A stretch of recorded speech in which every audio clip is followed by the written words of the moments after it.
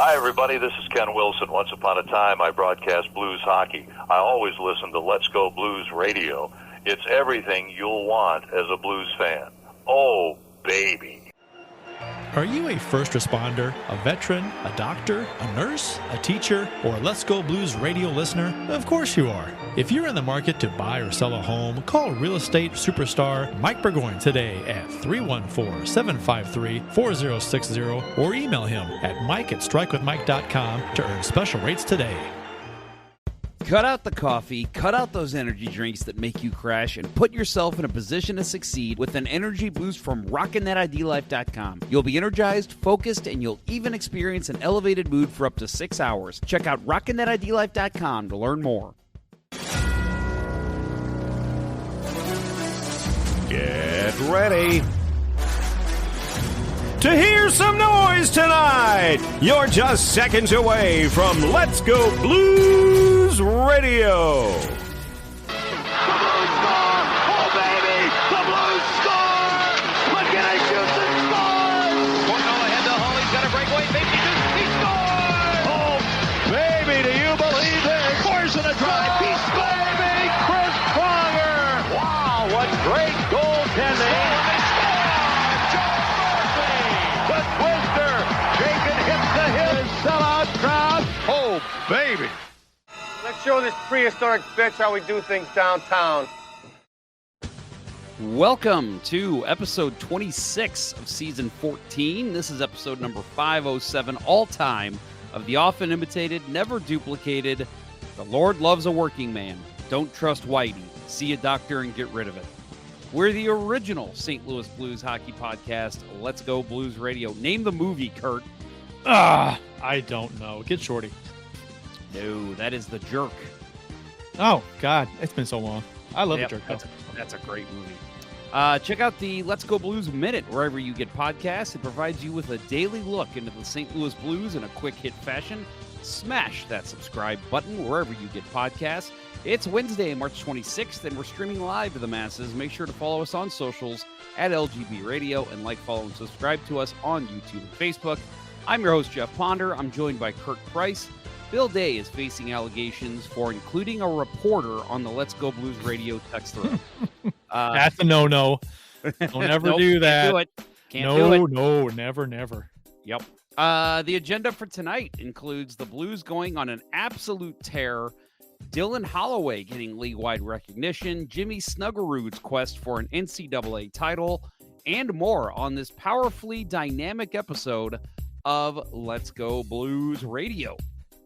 Mr. Price, welcome back to the show. It's been a while. It has been a while. I have been a busy bee. Traveling, vacation, just responsibilities. I didn't even think about it because, when I went on vacation to Hawaii, I didn't even think about covering two shows. Yeah. I thought maybe we'd get back in time that I could sneak in the last week, but I was on the plane still, coming to St. Louis when you guys started the show, so couldn't make it. Well, how was Hawaii? Hawaii, I believe is how you pronounce it. It's all right. It's all right. That's good. Hawaii was fantastic. Did you see Ken Wilson? No, I didn't see Ken Wilson. I didn't go to the Big Island. I hear he's on the Big Island. So, didn't go to his pizza place. If he still even has that anymore, I don't even know. But no idea. Yeah, he used to have a pizza place there. So, and he was on the news. He did sports on the news there, I believe, as well. I think for a while or somewhere. Anyway, I have no idea. Anyway, he did that somewhere. He did sports somewhere. But yeah, no, I went to Kauai. It was there for a week. I went with Amy, and it was her first time. And it just was the two of you. The kids didn't come. Just the two of us. Yeah. Nice. It was so. I mean, we did. So it was half the price as it would have been if we taken the kids. Yep. But favorite thing we did was a helicopter tour of Kauai, which was unbelievable. Amy gets off the helicopter and she said to me, "That's probably the coolest thing I've ever done." Nice. So that was except seeing the Blues win the cup, of course. Except yes, right. I didn't even think to correct her because obviously she misspoken. Right. In the moment, you're not thinking that, but yeah, I mean, looking back, you're like, Blues winning the cup, of course. Right. I know, right? So, but it was fun. Had a great time. Building up points on a credit card to pay for most of the trip is a good way to do things. So, yeah, it was a great time, and it was my third time there. Nice. Probably my favorite time. Definitely my favorite time. Not probably, definitely. Because of who I went with. Oh. Yeah, and You're we not had, even married. we had a great time. So It you was, guys stayed in separate hotel rooms, right? Oh yeah, separate rooms. We're not married. Yeah. Good. Separate hotel rooms. Kissed each separate other beds. goodnight at the end of the Just night. to be safe, so neither of us were tempted. Yeah. Separate resorts. Oh. Yeah. Oh. Different parts of the island completely. You actually had to take the helicopter to go pick up Amy every day. Right. Yeah. Yeah. Exactly. So, but it was a great time. Resort was great. The Outrigger Resort in Kauai was fantastic. So, yeah, good time. Nice. Yep. I have never been. My wife went once. I have never crossed an ocean, except swimming out 20 feet. But Well, you've been in the ocean. I've You been didn't in the cross ocean. I have not crossed it. I've crossed parts of the ocean, I guess you could say. Like I said, I mean, we jumped on one of these credit card deals where they said, you sign up now, you get 75,000 points to start off with, and as long as you spend $4,000 in the first 3 months, which was not a problem. Yeah, and then we that basically paid for the flight, the lodging, the resort, and the helicopter tour, and so yeah, it was our cards combined did all that. So it was that's the way to go. Look into those deals. It's not as expensive as just only fools pay full price to go on vacation. Yes, Kurt from Trees, the guy who destroyed your yard a couple weeks ago. He says Kurt had to sleep on a boat at one point when he realized his resort was too close to, let's just say, Amy's resort. They are not married. That's the joke. He says the wife. Right. That's the whole joke. So, geez, Trees. Yeah. And then Joe Schmo says helicopter booty call. Yeah, that's a bucket list item, I guess, for me. Yeah, actually, I think that was the name of my metal band back in college. We were the Helicopter Booty Call. The Mile High Club, because when you go to the bathroom on the plane, I don't know anyone that doesn't think about it. Like when they go on the plane, they're like, they go in the bathroom. It'd be funny if, and you go in the bathroom, you're like, there is no way in hell. This bathroom is literally the size of me. And I mean, just turning around, you have to tuck your elbows in and kind of there is not a chance in hell you're fitting 2 people in there. Or 3 or 4, how some people like to do. This is going to sound funny, but I don't mean it to sound funny. I actually felt really bad for the gentleman. There was a guy on a plane I was on. I was a teenager. Even as a teenager, I couldn't laugh. I felt so bad for him. He was a bigger gentleman. Okay. Got stuck in the bathroom. Literally took 3 people to literally grab onto his arm and yank him out. I think one guy even had to pull on his leg, and they couldn't get him out. And they almost had to lay in the plane, and luckily they were able to. I think he ended up splashing water on his stomach and grease to grease him up a little bit. Yeah, it was Okay. awful. I felt so bad because they had to make an announcement, and they were like, do we have any? What did they say? Do we have Jaws any? of Life on board? No. No, I don't think they asked for a doctor. They asked for somebody, like a technician or something, A to see massage if they could get therapist? him. See if they have any body I don't oils know, on 'em? maybe. And I'm sure massage therapists just run around with oils on them at all Hey, times. you know, But yeah, I felt so bad for the guy. I'm like, this is so embarrassing for him. Everyone on the plane knows what's going on. He's gonna go back to his seat. We're all gonna stare at him. Okay. So embarrassing. So I was thinking about this when I was on the plane. I'm like, there's no reason for these bathrooms to be this tiny.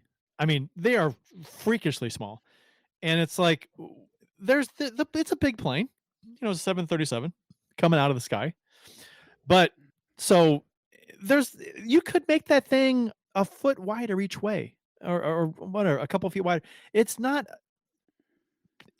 Engineers can figure it out to make it a little bit bigger to fit over larger people. And maybe to they fit make it 2 people in there for Christ's Maybe sake. they do it on purpose so you can't fit 2 people in there. Yeah, that Maybe could that's be why they do true. it. But it's so crammed in there, and it's like, Well, this and for does me not have to be this too, small. like, I have no interest in having sex in a bathroom. Like, even if it's like, "Oh, we're, in the Mile High Club, let's join it." And it's like, "No, I don't wanna Yeah. have sex in a bathroom. No, I'll just wait until we get to where we're going to do yeah, that."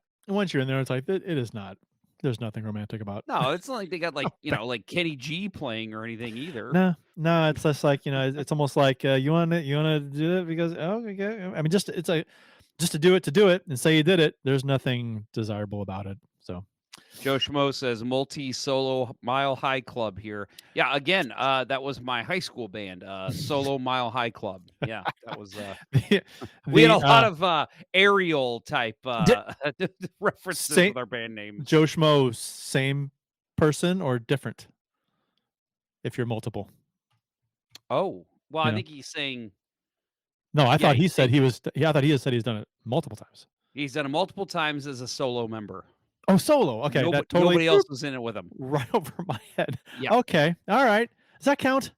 That counts. That counts. Kurt still got Hawaii brain, so That's I totally just the solo part just went over my head, sorry. Yep. I didn't even get the joke. Sorry. Well, let's get into some announcements. So we mentioned this last week, but we will all be at the PWHL Takeover Tour on Saturday. Hopefully we break some records with attendance, which would be great.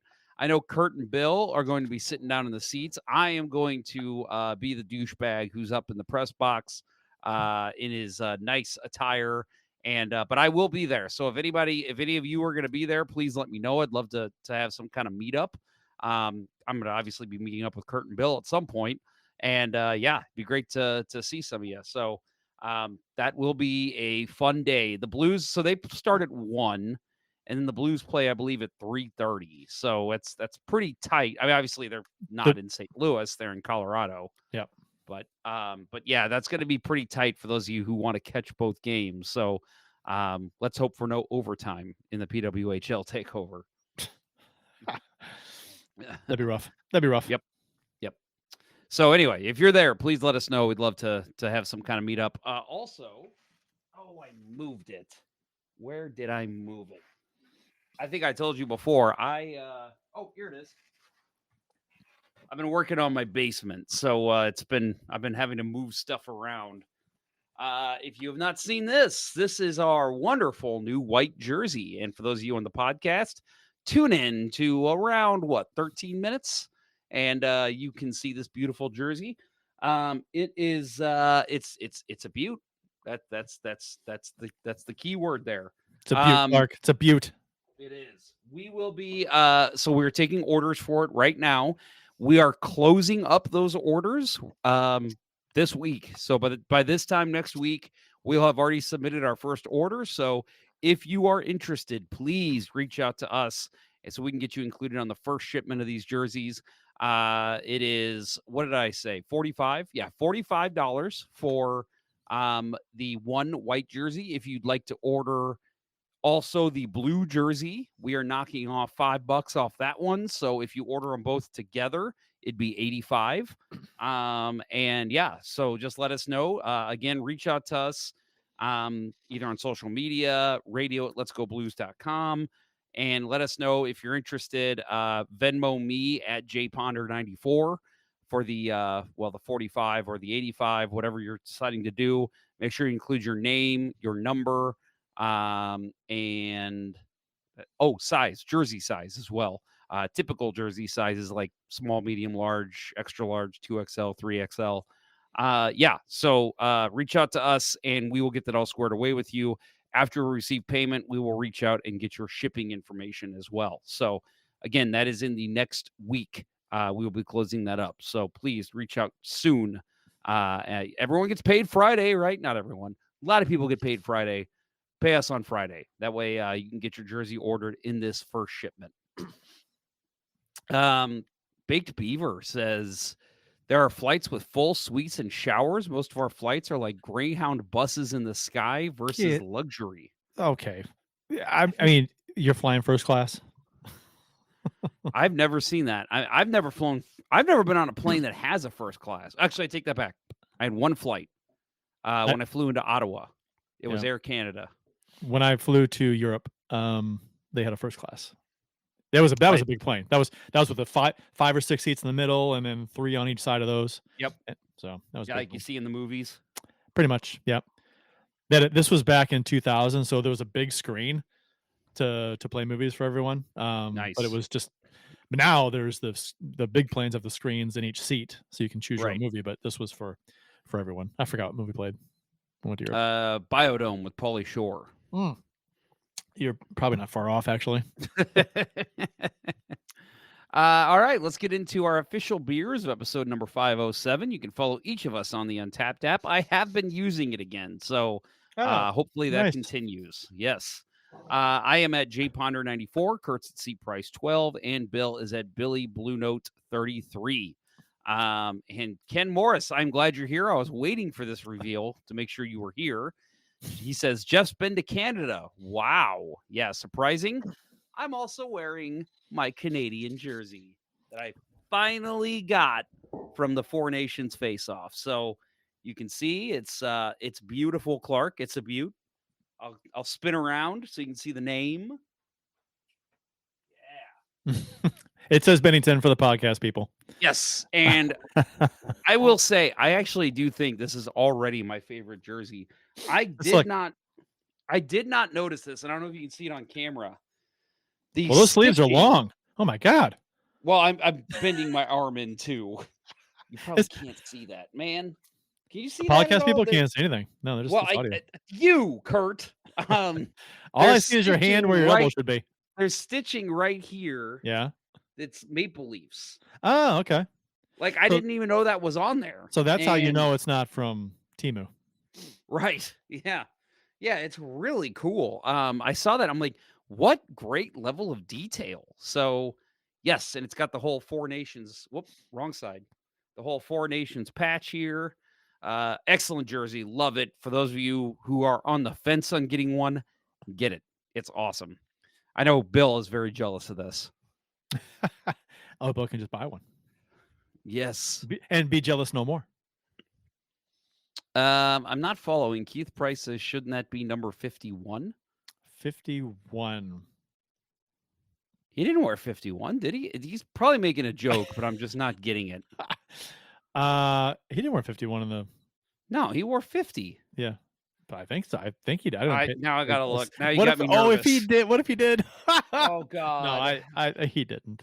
I'm pretty sure he didn't. I think I would have noticed that. How funny would that be? And I would hope that the NHL. No, he didn't wear 50. I was gonna say I was hoping that I would hope the NHL would flag that and be like, "Hey, just so you know, he wore 51." Please explain your joke, Keith. As all good prices do. He's his sense of humor can be lost on some people. Oh, as in state. Oh, that's funny. State. Funny. Okay, all right. Let's change the name, to like America's Hat or something. Well, I prefer to call us Canada's Pants. Now. Canada's Pants. Yeah, growing up, it was always the joke was, Canada's America's Hat. It's funny. And Florida's America's like, oh my God, some people actually think that. Mm-hmm. It's literally like, that's crazy. Oh my God, leave people alone. Mm-hmm. Leave Canada alone. Just leave them alone. Greenland too, and the Panama Canal. Yes, just stop it. All right, so let's get into some hockey news. Jimmy Snuggerud and the Golden Gophers. I almost said the Golden Knights. That's scary to think about. I hope I didn't just predict that. Jimmy Snuggerud and the Golden Gophers. No Michael McDonald snafus and slipperoos this week. So you want me to do this story with Michael McDonald? Jimmy Snuggerud. Yeah, I saw the clip you made. It was quite funny. Well, the funny thing is I didn't even realize I said it. And right away, Bill was like, no. I didn't know I said Steve Bushnevich either. Yep. When I said it, you guys had to call me on that. Sometimes you just, and the thing is, it wasn't even on the script. I had it correct in the outline. But my mind just went to Michael McDonald. And I don't think people listening realize how many names that we go through in a show. Yeah. And it's just slip of the tongue type stuff. It's like, people are saying, he don't even fucking know his name. It's like, I know who I'm talking about. It's just slip of the tongue. Settle down. Well, and it's like on radio, I've heard broadcasters mispronounce Cardinals players' names. They said it right 5 minutes before, but then they said it wrong one time, and all of a sudden, this guy doesn't even know the Cardinals. You say so many things, and so many things are coming out of your mouth. It's like, it's hard to, sometimes you slip up. It is what it is. Can you imagine? I'd love to get a number. Again, like I've always said, I hope that when I die, and if I go to heaven or hell, whichever one, that would do this for me, or neither. I hope that there is like somebody who's like, all right, I can give you stats on your life. What do you want to know? And like one of the questions I would love to ask, how many times or how many names, different names, did I say on Let's Go Blues Radio? Like how many names have we said over the years? That there's an SNL skit a long time ago about that. Somebody goes to heaven and they ask, they ask, can ask anything, and they asked questions about their life and what's the worst thing I ever ate that I didn't know I ate it. You know, and the guy's like, oh, you can't handle it. You can't handle that information. He's like, all right, what's the 1,000th worst thing you ever ate? And they say something completely gross and disgusting. And he's like, oh my God. The Steve Martin bit too, right? It's like, and I forgot what I was going to say. Steve Martin bit. Steve Martin bit from Wild and Crazy Guy. Never mind. It's gone. I don't remember that one, but I'm sure. Shouldn't have veered off into the SNL because then I lost my train of thought with Steve Martin. Well, let's somehow we went from Jimmy Snuggerud to SNL, but let's veer this ship back on course. Jimmy Snuggerud and the Golden Gophers will face off with UMass Minutemen tomorrow, Thursday night at 7:30 in the NCAA Fargo Regionals. The Golden Gophers will serve as the number 2 seed in the Fargo Regional. Actually, and they are number 6, I believe, overall in all of the NCAA. They'll face off with the number 3 seed, the UMass Minutemen in the first game inside Shields Arena. And it's again this Thursday, March 27th. It will be live on ESPN2. How is that not a thing with Canadians when referring to the United States now? You ass, eh? That's pretty good. I don't know. Ken Morris, you want to start that off? Start saying that to your friends about Mr. Trump and the United States. You ass, eh? If the Gophers win, they'll face the winner of the Western Michigan and Minnesota State game on Saturday. They will play at 4:00 or 6:30, depending on how the rest of the NCAA regionals go. Holy shit. Can you imagine if they win? That would mean that we could have PWHL takeover, Blues and Avalanche, and then almost right after getting the Golden Gophers in the championship of the NCAA regionals. That's a hell of a sports day. And then Sunday at 1:00, you got City. Yeah. And then Snuggerud can just stay in St. Louis. Plus, I think the Cardinals are back. I don't know, maybe Thursday. Tomorrow. I know. You know what? People knock on the Cardinals. I'm looking forward to it. I mean, I always am, but this is probably the least excited I've been for a Cardinals season in a while. I think this is just one of those seasons where Cardinals fans just have to sit back and just enjoy baseball, the fact that it's baseball, and just not temper your expectations and just enjoy baseball. That's all. So anyway, the championship game would be on ESPNU. There's a chance, I would think, that one of the other ESPN channels would pick it up. If the Gophers can capture that, they have cemented a spot at the Frozen Four, which obviously is set to take place at Enterprise Center on April 10th through the 12th. Snuggerud was named a top 10 finalist for the 2025 Hobey Baker Memorial Award. You kind of hope he doesn't win because the Blues have not had luck with Hobey Baker winners in the past. The NHL in general. Yeah. I mean, Hobey Baker, traditionally, Hobey Baker Award winners, for whatever reason, they're not, I guess the expectations are high, right? Coming out of college, top college player, but they just don't really, I'm trying to think of, that's the way it was in the past, typically anyway. Recent years, I'm kind of, maybe it's different. Well, I want to know why you hate on Steve Correa. What'd he ever do to you? Peter Sena? No, Peter Sena. Yeah, Peter Sena was, right? Yeah, he was. Yep. For Colorado College. Tony Herkus, wasn't he? Yes. Too? Yep. Right. And I just pulled this up. So recently, actually, it's been pretty solid. Macklin Celebrini last year. Yeah. Okay. Adam Fantilli, he's been okay. Yeah. Dryden McKay, which was a goaltender. I have no idea where he's at.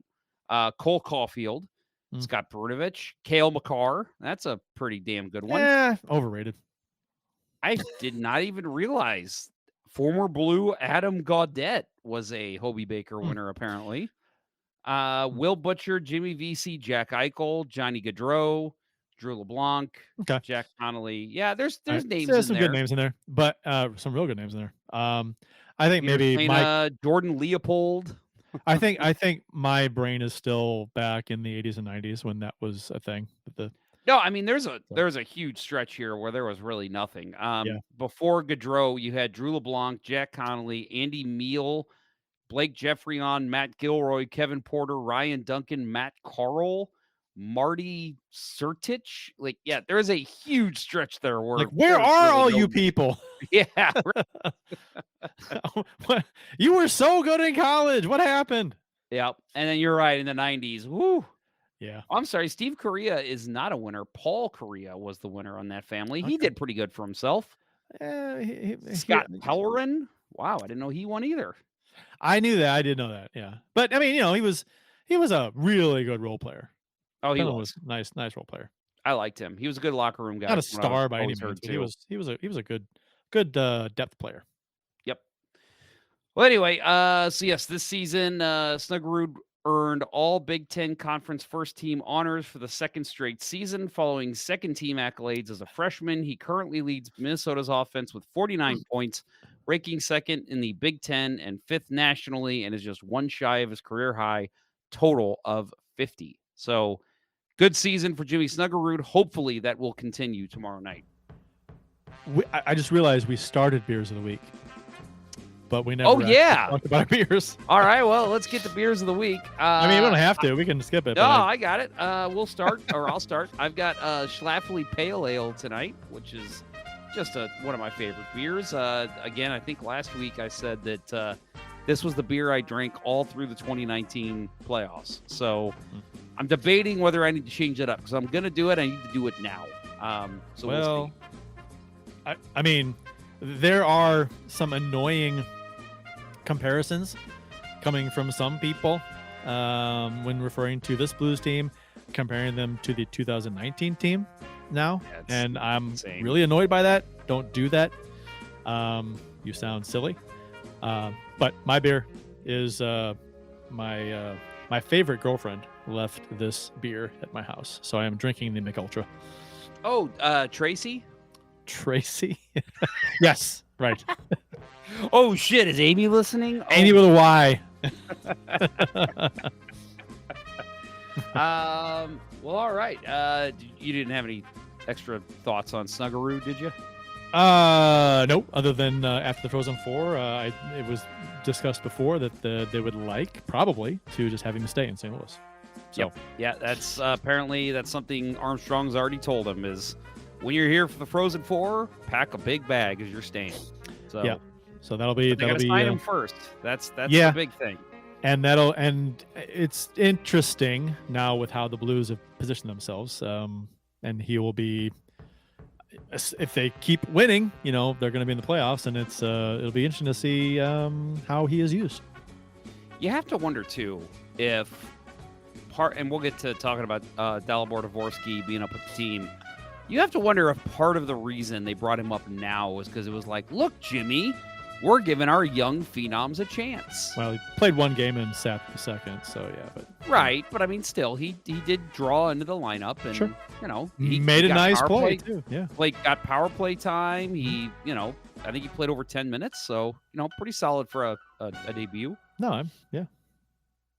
All right. Well, we are going to take a quick break. When we get back, there's plenty to discuss about our St. Louis Blues. You are listening to Kurt and Jeff on Let's Go Blues Radio. We'll return after these messages. As a hockey player, Mike Burgoyne knows a thing or two about making the perfect play. And when it comes to real estate, he's always ready to score the winning goal for his clients. If you're a first responder, a veteran, a doctor, a nurse, a teacher, or a Let's Go Blues radio listener looking to score the home of your dreams, you'll receive special rates with Mike. Go ahead, shoot some questions his way, and he'll have the answer quicker than Curtis Joseph on a breakaway. Curtis Joseph got the pedal down. Any barriers? Mike will mow them down like Chris Pronger in front of the net. He'll score you your dream home or sell your existing home faster than a Brett Hall one-timer. Flip past the Hall. He shoots. He scores. See Burgoyne's real estate prowess in action today by emailing him at mike@strikewithmike.com or by calling 314-753-4060. That email again is mike@strikewithmike.com, and that phone number is 314-753-4060.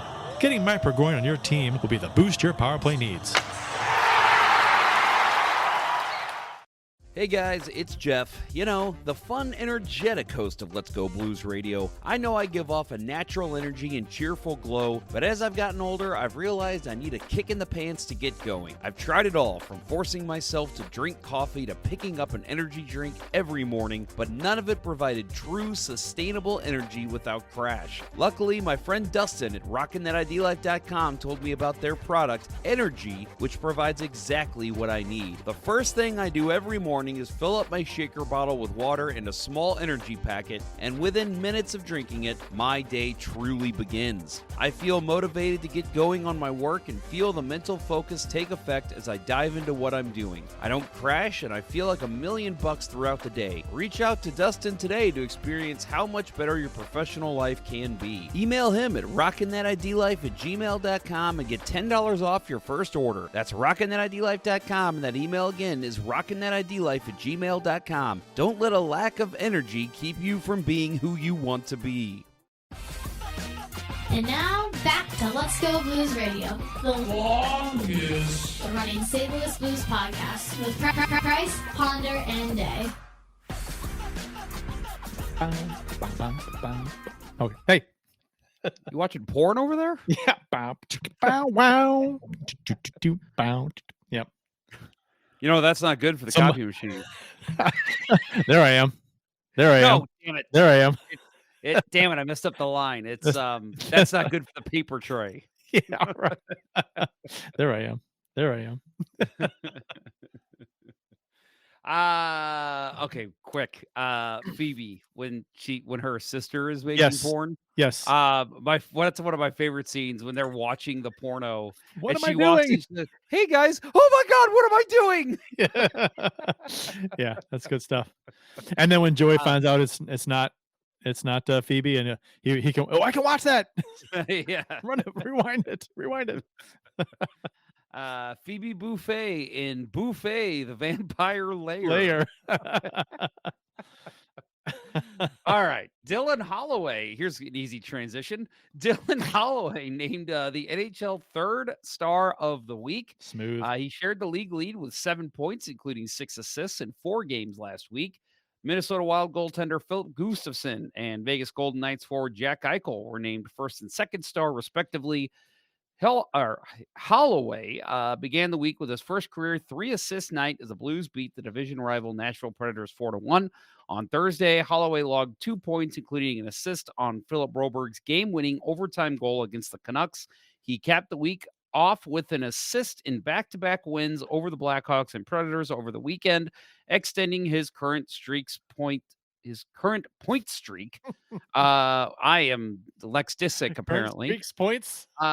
Everything has an S. Just go. Yes. Extending his current point streak to 7 games, which has 3 goals and 8 assists. And that is tied for the longest active streak in the NHL. He has added to that since. Little spoiler alert. But very well-deserved, and man, just shoving it in the face more of Edmonton Oilers fans. I was just going to bring up that general idea, right? Because Holloway has 24 goals this season. And it's interesting because I think back to the conversations that we saw with Oilers fans and things about Holloway and about how they didn't have room for him and all this stuff. I'm like, you didn't have room for this guy who is a dynamic, fast. I mean, he's fast and he's skilled and he produces. You don't have room for that on you can't find. I mean, I get it. Maybe they didn't expect him to play this well. I know when we had the discussion with Oilers Live, I think the talk was 20 goals was the benchmark for Holloway, and I think it was thought that that was probably a little much for him. 20 goals based on how he had played in the past, and he's blown by that. Well, by 4 goals. So I think it's fun to watch these players excel um, after Armstrong basically stole them from Edmonton. Yep. And seeing how and remembering how it was like damage control. And I get it from Oilers Nation at the time. It's like, well, these guys, they're not that good or whatever. It just you tend to do that. Fans will do that when a player leaves. They'll downplay how good they really are sometimes just to make themselves feel better about the loss. But man, Holloway and Broberg both, and just every time they're both playing well, it's like, and it's like you can't help but think, thank you, Edmonton, for not matching, right? So I've never actually thought to look this up until you started mentioning this. And then also I'll give some credit here to Joe Schmo too, because he's thinking the same thing I am. Halloween. I cannot talk tonight. Holloway would be first line in Edmonton right now. Yeah. So as long as I don't sing Michael McDonald anymore, right? I think that's the goal tonight. So yes, so in Edmonton right now, if he was putting up the same exact production, they match in a different world, he would be third on their team in points. Behind, of course, who do you think? Leon Draisaitl, Connor McDavid. Right. He has 60 points right now. Their third highest score is Evan Bouchard at 55. Ryan Nugent-Hopkins has 48. Zach Hyman, 42. Jake Wallman with 36. Matthias Ekholm, 32. Darnell Nurse, 20. Look at that. That is nuts. They have 4 defensemen in their top 8 of point scorers. That's how bad the rest of their offense is. But they had to go out and get Magnus Arvidsson and Jeff Skinner and Adam Henrique and Corey Perry. Like, those guys are more important than Dylan Holloway. I mean, that was the thing, right? That was, I remember Bill just going off on Edmonton, how ridiculous it was that they went out on a signing spree on free agents and they didn't take care of business with their own players that maybe they should have, addressed first, or, so, and it's an easy thing to criticize at the time, because, maybe things could go a different way, but no, Broberg and Holloway. Broberg was shot out of a cannon to start the season. He was playing like a Norris Trophy candidate until he got hurt. And then Holloway was not. Holloway took a while to get going. Holloway didn't score for a while, and he, didn't look like he was gelling too well with some of his line mates. But then once it clicked, he's gone. He took off. It was so much fun to watch. So, just want to point this out. First of all, I called him Magnus Arvidsson. It is Victor Arvidsson. Magnus played 30 years ago. Just use last names. Maybe that's just the way to go. Yeah. So Jeff Skinner right now, 60 games played, 14 goals, 24 points, -1. Do you remember when Buffalo thought he was the second coming? It was just they couldn't, they were all about him. And that wasn't that about the same time O'Reilly left? I think something like that. Yeah. Yeah. I want to say he was signed a year or two before that, maybe. Okay. And they were all about him. We don't need O'Reilly. We got Skinner. We got to resign. And it's like, it's funny how the turntables. Joe Schmo says, do they have a better D-man than Broberg? People would argue that what's his name? Bouchard would argue Bouchard is. I don't know. Bouchard's a point scorer, but he doesn't play defense. And then, Matthias Ekholm, I think, is a solid defenseman. I'd say maybe him. Darnell Nurse is one of the most overpaid defensemen in the league, but he's still not bad defensively. Just a little slow. So I don't know. I wouldn't say what. would not go knocking on somebody's mental capacity. That's all. Oh my, no, of course not. You said it, not me. You're hearing things. He's just a little No, slow. That's all. But hey, I meant, some of us don't have access to the education others do. Okay. we're not going to speak about education tonight. But I would say yes, they probably do at this point have better defensemen than Broberg, but they don't have anyone with as high of an upside as Broberg, I think, defensively on this team. So with how young Broberg is and how well he's playing, I mean, that's so, because defensemen typically don't come into their own for a few years, so it's nice to see him playing at the level he's playing at his age. How old is he? Yep. He's like 20. Broberg. 23, I thought. I don't know if I could find the damn. There it is. He is 23. 23. Right, yep. So I mean, that's great. Because I mean, typically, defensemen start. I mean, if that holds true with Broberg, his ceiling is, he hasn't reached it yet. Because defensemen typically start to really, peak 26, 27, 28, right? So or even and the lifespan of a defenseman, you can go into the 30s. You can play defense at a high level into your 30s easily. So I love it now. It's going to be interesting when their contracts are up to see where we're at as a team and how we can fit them in. But man, if these are Blues lifers, I'd be ecstatic. I could see them signing them to basically similar AAV, but longer term, which I have to wonder if that's what Armstrong kind of told him. Hey, if you live up to this contract, we will re-sign you at the same amount for a longer term. Because I do think that where they're performing right now, I think they are right on par with what their contract is. I would, if not exceeding it. I think Holloway might actually be exceeding. Yeah. So, and it's funny because when they signed with this contract, who was just like, oh my gosh, they overpaid. Oh my gosh, you can have them at that price. We don't want them at that price. Edmonton, right? So, yep. And at the time, it's like, well, yeah, you that's how offer sheets work. You do overpay a little bit to either get the guy or force their hand to re-sign him and to put him in cap hell. So that's the whole point. I don't think people understood that. And we talked about it on the show about how, when you sign a guy to an offer sheet, you typically do overpay to make them. If you don't overpay, then it's an easy decision for the team that as far as if they want to match, then sure, we'll match them. That's market value. We'll match. Why not? But so it's the whole thing is just, it couldn't have worked out better for the Blues. I'm going to give Joe Schmo comment of the show here, and it's not a funny one. It's true. Best player on the Blues to watch skate. Yes, he's a tremendous skater. I think Kyrou is. They both are. I'm talking Holloway, about. I think he's talking about Holloway. Robert? Yeah, they both are. But yeah, they both are. But I think Holloway is a tick better. And I just when he's got the puck, and he's moving up ice, and somebody mentioned it here earlier too. I sorry, I lost who said it. Oh, here it is. It's Ken Morris.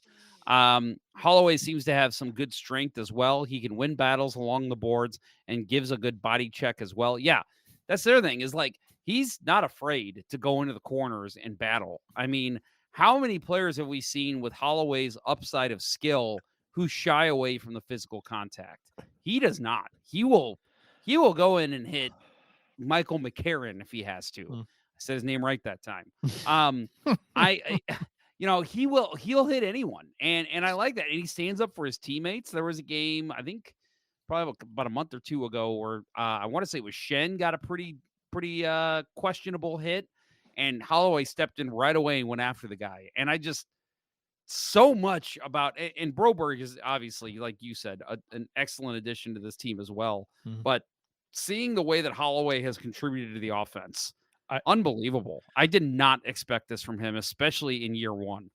And I think, and it's just how fantastic. Because so coming into the season, I think one of the biggest issues the Blues had was they didn't have a lot of defense in the pipeline to come up that were like really good defensemen, right? They had some guys you could fill in on the third line and third pairing, But then all of a sudden, Broberg apparently becomes available as an offer sheet, and they get him. I'm like, if that's not the hockey gods, like, you know what? You need a guy like Broberg like nobody's business. Like it, the Blues, it's a player that was like almost handpicked for them. That this is the exact guy on defense they needed. They needed that just a dynamic, um, really good defensive player, really good offensive player, just good all over the ice. Plays a 200-foot game, contributes offensively, plays well defensively. I mean, I guess you could say they want a really big stay-at-home defenseman, but they have a guy who plays really good defense and also chips in offensively quite a bit in Broberg. So he was the right guy at the right time for this team when they needed some help defensively, especially with Krug going down. I mean, granted, Krug was whipping boy for a lot of people, right? But still, he was a body, and he would have gotten a lot of minutes this season if he was healthy. And right? we agreed last year. He took a step up from where his game was before. Krug, Krug, yeah. And so I think he would have still been a nice addition to have this year. He's not a number 2 defenseman like a lot of people thought he was going to be, which I never thought agree. that. I agree. But yeah, I think give me Broberg over Krug, even at Krug's best. I think Broberg has even more upside as a defenseman. Broberg's bigger. He's faster. Yeah. Is he a better passer? I don't know. Probably not a better passer, but he's not as much of a power play quarterback. No, but he's better everywhere else. So agree. Yeah. And I've loved, and he's been able to step in on the first pairing. He's been so tremendous for this team. And let's put it like this. Imagine where this team is at this year without those offer sheets. I mean, I think they still are competing, but they're not in the playoff. They're not in the playoffs at this point. I would probably agree with you. Yeah. But I think it's interesting how those two offer sheets like fast tracked this team's retool. It probably shaved a year or two off of it. Because these guys guys like this are not easy to acquire, and Armstrong just stole them for nothing. A second round pick, 2 second round picks and a third round, whatever it was. Yeah, these for next to nothing. You know what the other thing too is, without Holloway, I think Kasperi Kapanen's still on this team. Thank you, Dylan Holloway. You may be right. Yeah. Yep. And they probably keep Prunovich, wouldn't you say? Yeah, I think so too. Yeah. You're right. It fast tracked this team, and it's been so much fun to watch. And I said it to you guys earlier today, or maybe it was yesterday, that Doug Armstrong has to have consideration for GM of the year because of that. I mean, some of the other trades, yes, Foxa was great. Don't get me wrong. Matthew Joseph has been a great pickup, but like guys like bringing those two in on offer sheets, and then the years they're having on this organization, unbelievable. I like Texay probably more than most people do. I do too. He hasn't been getting a ton of playing time the past couple of games he's played, but before that he didn't play for like a month, and I was like, and I found myself wondering, where is he? I mean, why isn't he? He's not a great player, but I think I liked him. I liked his play. I thought he contributed well. Pretty dynamic player. I thought he made things happen. I don't know. Maybe I like him more than most people, but I I'm like glad him a lot. And he played well last night. I'm glad he's getting some time now with Buchnevich out, because I do like him a lot. I think he fits in this lineup, but I think problem is that I think he's in the lineup if not for the WTF line. If that line is not clicking the way they've been clicking, I think it's very easy to pull Nathan Walker out of this lineup and put in Texier. But that line is just so good together that it's like we don't have any place to put Texier. I'm sure a lot of towns like to say this about certain players who play a certain way, like Walker. It's like, oh, they just, the fans love this guy. But I mean, and we've talked about this before, what is not to like about Nathan Walker? The guy busts his ass. You never see him taking a shift off ever. Because he knows that he's a guy that could be sat. So he's not going to let that happen. I was gonna say, I don't know if you heard Jamie Rivers' story I did. he told. I Yeah, did. I loved that. I thought Yeah. that was great. He said basically that Walker said he knows he has to play a certain way to stay in the lineup. This isn't about him Yep. just ensuring he's getting minutes. It's literally staying in the NHL. Yeah. And so he has taken on that role of being because he was kind of a goal scorer in when he was a younger kid. And Well, now it's like, go yeah, ahead. no, I would say you've seen his goal scoring touch here, because it seemed for a while like he'd play a few games and sit a few games, but when he got back into the lineup, it was almost like he'd always score or make a really nice play to lead to a goal, or he always it was like they were plugging him in at the right time and he would just contribute right away. And what's not to like about how tall is he? 5'8", 5'10"? Yeah, he's Um, tiny boy. yeah, picking on 6'6" guys, Yep. and going after them and like they're nothing. Oh, who was it last night he was going after? Anderson. Yeah, and Yeah. Jack Eye. Yeah. And Which, by the way, how is that Jack Eye? Get out of here! Whatever. It's ridiculous. Fuck it is. But yeah, Anderson's like a foot taller. Yeah.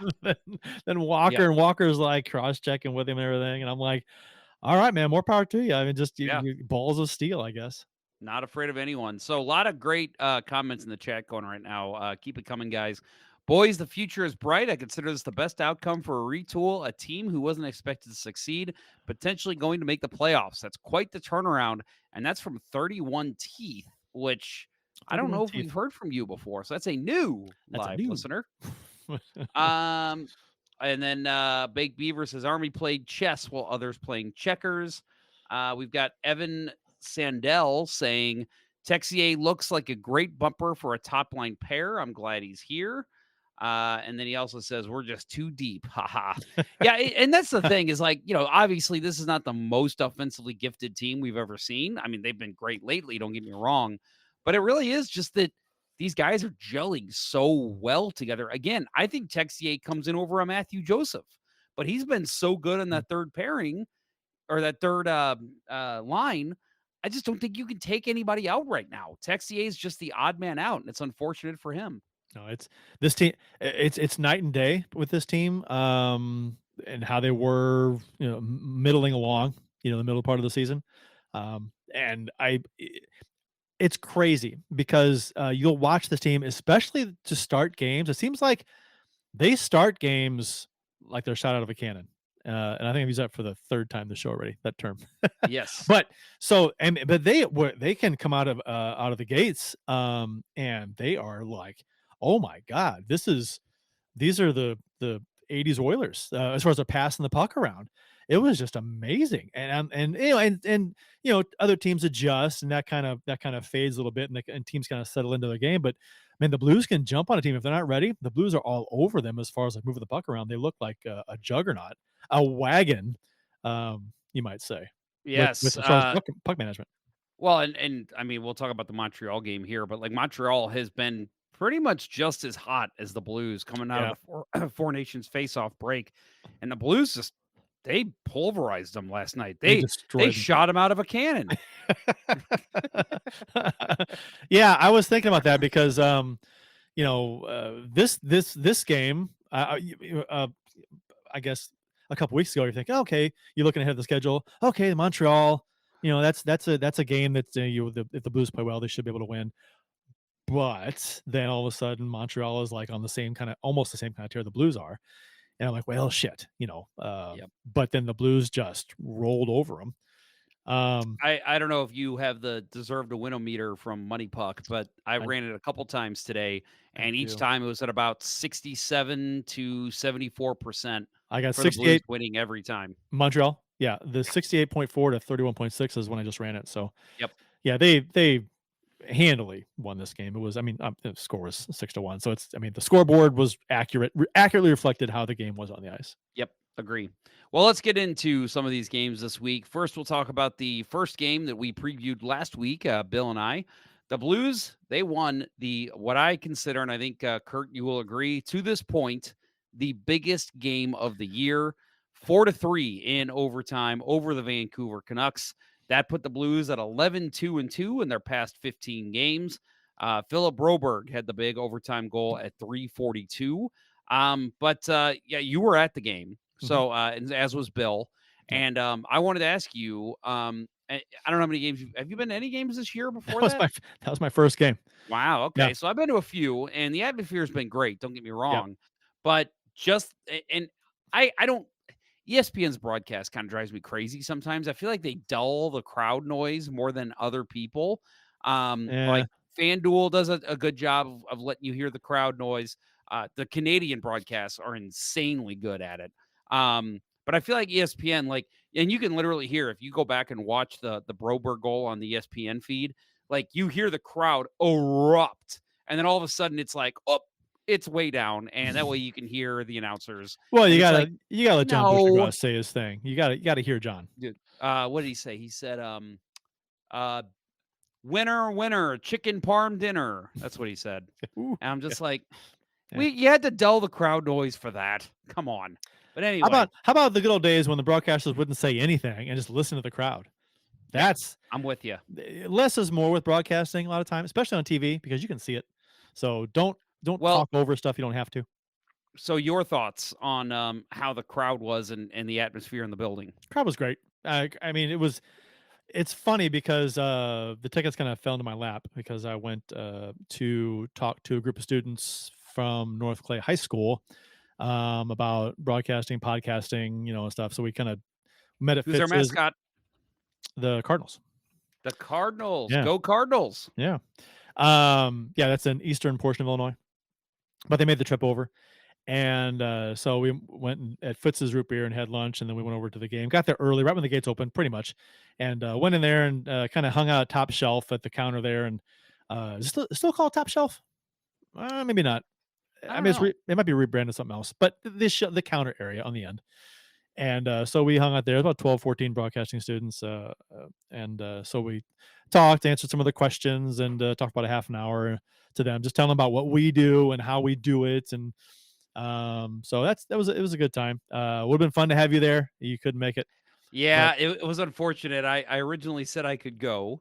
Yeah. And then you were like, oh, I might need you for the whole thing, the whole lunch thing. And I had a presentation I'd do for work. And then you were like, well, actually, it looks like you could still go. And I'm like, Yeah. I already made other plans. Yeah. Like, Well, at damn. first it was like, that was the deal. They wanted to come and talk. Oh, okay. But then I was I like, would love to do, honestly. and then I didn't know how many tickets they had. Then I was told the day, like right before the day of, I'm like, oh, they have like a few extra. And I'm like, well, you can just come. They were trying to give them away to, do you know anybody? I'm like, well, I tried a couple people, and it was last minute, so it was hard to do. But that was fun. But yeah, the crowd was great there. Fun atmosphere. The Blues played really well. They kind of owned the game, I thought, early on, and then but nobody scored. They finally got on the board, which we can talk about. But I thought the Blues played really well in the first period. Yep. Just didn't get on the board. Yep. Yeah, I agree. They played very well throughout the game. So you mentioned they did not get on the board in the first period, but they did score twice in 24 seconds to take the lead in the second period. I'm sure that was very exciting for the home third crowd period, to witness. period. That was third period. That's right. Third Yep. period. Yep. Yeah. Tucker and Holloway. Oh my God. Well, okay. So the Blues scored in the second. So you had the 1-goal lead going in the third period. And you're like, okay, just play a good third period. They played well this game. And all of a sudden, Vancouver comes out, bang, bang. It's 2 goals in the first. Well, 1 goal right away, and then 1 about 5 minutes later. And it's like, well, shit. Now we're losing. It's like shit. And then, yeah, 2 goals back to back before before the first goal is even announced, really. And it was Holloway and Kyrou, right? The 2 speed demons down the wings. And It was the old NHL 94 roller hockey goal. You blaze down, you come in, you pass across backdoor goal. Pretty simple stuff as far as like game plan goes, but they executed it perfectly. Luckily, defenseman didn't get more of it with the stick. It went off the stick, but Holloway scored because Kyrou passed him. And I'll say I thought Bennington didn't have a chance on the first 2 goals. Screened, and they were both from very similar spots on the ice. I thought you watched the replay. There was actually one that was directly behind the shot, and you can't even see Bennington. And it's like you can't expect him to be able to make that save. So I thought he played well in this game. I will say You didn't like the third goal? I did not like the third goal. It was a hell of a Oh, shot. great shot. It was a great shot. It was a hell of a shot for Brock Besser. And I will say too, And he challenged. He came out. nobody was on Besser. Like, Yeah. how do you not have somebody on the left side of the rink to cover for that pass coming across? Do you know what's funny is that that whole sequence, and the play and the couple plays leading up to it before I thought Falk had a horrible couple shifts there. I thought when he cleared the puck out and dumped it into the bench from the Blues own zone, I was like, wow, dude, fucking come on. Brings the faceoff back into the zone when that would have killed a large chunk of the rest of the time remaining. And then, but they won the faceoff, right? And they get the puck out again. And the puck comes in the corner. And then Falk is in there first again. And when it was in I said, it's over. It was over when the puck came out. It came in, and he's in there first, and he doesn't try to clear the puck when he's there first. If he just whips the puck out, he tries to kind of kill it, and it loses it, and all of a sudden Besser, I didn't see him over there. The puck goes over, I'm like, holy fuck, Besser's wide open, and he lets a rocket go. Well, and a hell of a play from Quentin Hughes. Oh, at that point, there was 6.5 seconds on the clock. Yeah. And it was like, no way they got a chance here. This one's over. I thought same as you. But he had presence of mind to send it across his body and send it over to Besser, who was wide open on the play. Which to me, and I blame Falk. I think he screwed up the dump, and which, a series of unfortunate events for Falk. I thought screwed the dump, and I thought he should have cleared it. When he didn't, I thought, what are you doing? There's 8 or 9 seconds left or something, and that's, I guess you can try and kill it in the corner, but if you do, you gotta cover it, you gotta kill it, and he didn't. He had time to. I thought he had time to whip it out, but and when Besser scores, I'm like, I turned to Bill and I was like, I cannot believe that just happened, because it goes from the biggest game of the season, and Bill and I were talking during the game, man, we need 2 points in regulation. That'd be huge, to get that 2 points in regulation and not give Vancouver any. And then they get one, and fuck, now you have to win in overtime. Yeah. Yep. And well, they did. I think it's funny thankfully. you mentioned last night in our group chat that we have a reporter in that you said something along the lines of, fuck, what is with teams not being able to hold leads against Vancouver and Calgary? Right. And I almost responded with, hey, the Blues couldn't either. Yeah, I know. It's not just other teams, it's us too. I know. Calgary's been the comeback kids lately, and against the Islanders. The Islanders the Islanders took the lead with like a minute something to go, and then fucking Calgary ties it up again and goes to overtime and wins. The other night, it was a Sunday, I think. And so and Calgary's won 4 in a row now, like clinging on to this win streak by these comebacks. But yeah, the Blues did the same thing with Vancouver. I get it. It's desperation time for these teams. They're trying to make the playoffs, and so you're going to see some of these heroics. But man, it was just like Besser. He made the shot he had to make to score that goal. So you mentioned your reaction. Mine was I was on my feet, like I know you do at the end of games. Like we were all not standing. just at the game. Yeah. So I'm saying not even at the game, at home. Yeah. Yep. You're like, I know you're the same as me. You stand for like the last 5 minutes because you're like, oh my God, are they going to win? Are they going to win? And so I'm like, I'm standing. My son's standing with me. We're both like just, going nuts. He's jumping up and down. My wife's shaking her head at how stupid we look. And like, he scores that goal. I literally I collapsed on the floor, and I just like put my hands up like this, and I'm like, oh my God, you've got to be kidding me. And my wife was like, why do you care so much? I'm like, and I literally like pulled out my phone. I pulled up the standings, and I saw right here, this is why. Here's us. Here's Vancouver. Like I was very upset. But I was the same as you. But I said the exact same thing. I'm like, now they have to win it in overtime. Yeah, there's no, and luckily Vancouver lost their next game, and the Blues won. So it ends up where the Blues control their own fate against Vancouver. If the Blues Vancouver can't catch the Blues if the Blues keep winning.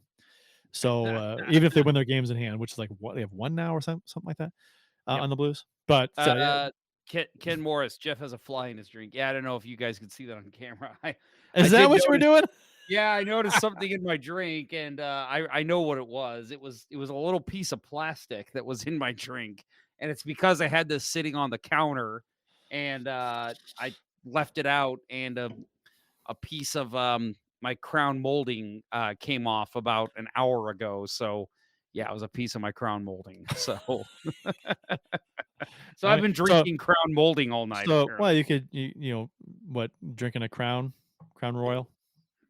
Crown and something. What's a drink? What's a Crown Royal drink? Crown and I'm not a Crown Royal guy. Crown and soda? Is that what you mix with Crown? I don't know. I just like sitting here watching you struggle.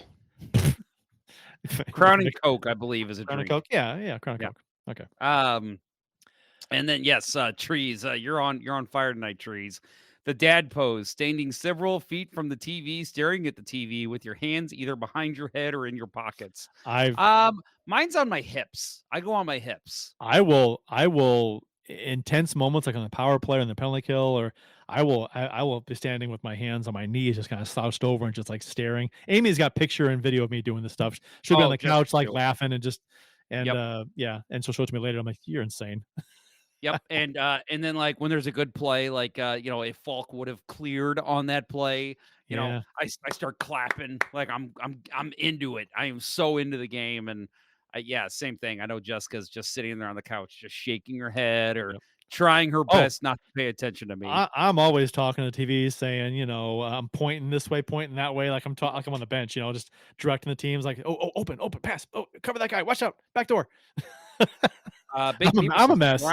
He says Crown and Sprite. Never tried that. Okay. Matt Harris says I never took Jeff for a plastic muncher. Screw you, sir. And Matt Harris also says I like Crown and Diet Coke. So there you go. There's Matt Harris, the Diet Coke. Have you tried the line of zero sugar products? Because I'm not a diet soda fan. I don't like it. Never have. But I do quite enjoy these zero sugar sodas. Quite a bit. My wife loves the zero sugar Pepsi. Mm-hmm. I've had the Dr. Pepper ones, which they're good. It's just I'm crazy. I have to have sugar in my soda, and it's like if I ever get told I have to stop drinking regular soda, that's going to be a very tough day for me. You know what I do? I'll when I go to the fountain, like at Circle K or whatever, I like over 3/4 Pepsi Zero Sugar, and then the little bit of regular Pepsi or Pepsi cherry Pepsi. Just a little extra, little real sweetness, I guess, but not a lot. Not a lot. Cocktail. I like it. Just a little bit. Little cocktail. Yep. I'll just have a little cocktail, a quick trip. Kyrou, to close out this game, Kyrou has 9 points, 5 goals and 4 assists in a 4-game point streak at this point. We already mentioned Holloway had his point streak going. At this point, it was at 8 points in a 5-game point streak. So this set up a pretty nice weekend for the Blues. They had back-to-backs against Chicago and Nashville. And we said pretty early on, a couple weeks ago, I think right when the Four Nations face-off break was coming out, we all said that obviously games against Vancouver, Minnesota, yes, like we got to win these games, obviously. But the games that you absolutely at this point in the season, where you're at in the standings, you have to win are the games that you should win. And that is Chicago. That is Nashville. They're doing it. And they won both these games pretty handedly. So the Blues first, they beat Chicago on Saturday 4-1 to continue their winning streak. The unfortunate news that came out right before the game started, and we already kind of mentioned it, Pavel Buchnevich was a late scratch due to an illness. Jim Montgomery did say he was day-to-day. You don't think he was sick? No. I think it's a head injury from the previous hit. Yeah, I do. He said last night he expects him to play Thursday. Okay, yeah, that's fine. But I mean, and maybe it was, but it seems like it came right after that hit, and he's missed a few games. So, I don't know. So yes, Alexander Texier drew into the lineup in this game, and he did score in this game as well. No, wait, he scored. No, He he scored scored the Sunday. next game. Yeah. That's right. So at this point, it was a season high 5th straight win for the Blues. They are 12-2-2 in their past 16 games. Again, mentioned the WTF line earlier. Torpchenko and Walker each get a goal and assist. And this was an interesting stat that I wanted to mention at the top of this game here. I didn't realize this. So the Blues have won. They won all 3 games of the season series against the Blackhawks. Yes, folks. Suck it. Our division rival, we only play 3 times in an 82-game season. Yeah. It's the second time in Blues history that they've swept a season series against Chicago. I had no idea. The only other time was just recently, 2019, 2020. They were 4-0. I remember that. And that just surprises me that, again, all this time they played the Blackhawks they were awful for late 90s, early 2000s. Obviously, they've been pretty bad lately. You know, they had a rough stretch there even in the 70s. It just shocked me that it's only the second time the Blues have swept the season series with Chicago. We used to play a whole lot more games against them during the season. That's true. We used to play 6 games, I think, right? So there were more games. And shit, I think in the 80s they played them 8 times. It may have been. But it, you know, and you know, in St. Louis they had competitive teams during that era. They maybe not great teams. You know, so yeah, I get it to some degree. You would think that the Blues would have swept them though in the Quenneville era. That would have been something. Yeah, you would have thought, because the Blues had some juggernaut teams. But the Hawks were good for part of that stretch too. So yeah, I mean, it's not fun. You'd think that as a Blues fan, and the Hawks being, I don't know if you want to say the biggest rival now or not, whatever. But for decades, the Hawks were the Blues' biggest rival. And you can laugh at that you wouldn't laugh at them that they've sucked for years now. No, it's not fun. I want the Blackhawks to be good, so these games are more meaningful between the Blues and Hawks. Like, it means something to each team. Like, when it comes down to the end of the season, we got a couple of games with the Hawks maybe, and playoff position matters. It's for both teams. Yep. That's fun. You mentioned the Blues having some success against the Blackhawks in the Quenneville era. I remember once Quenneville was asked, why didn't you sweep the season series against Chicago? He didn't give a response. He just looked the other way.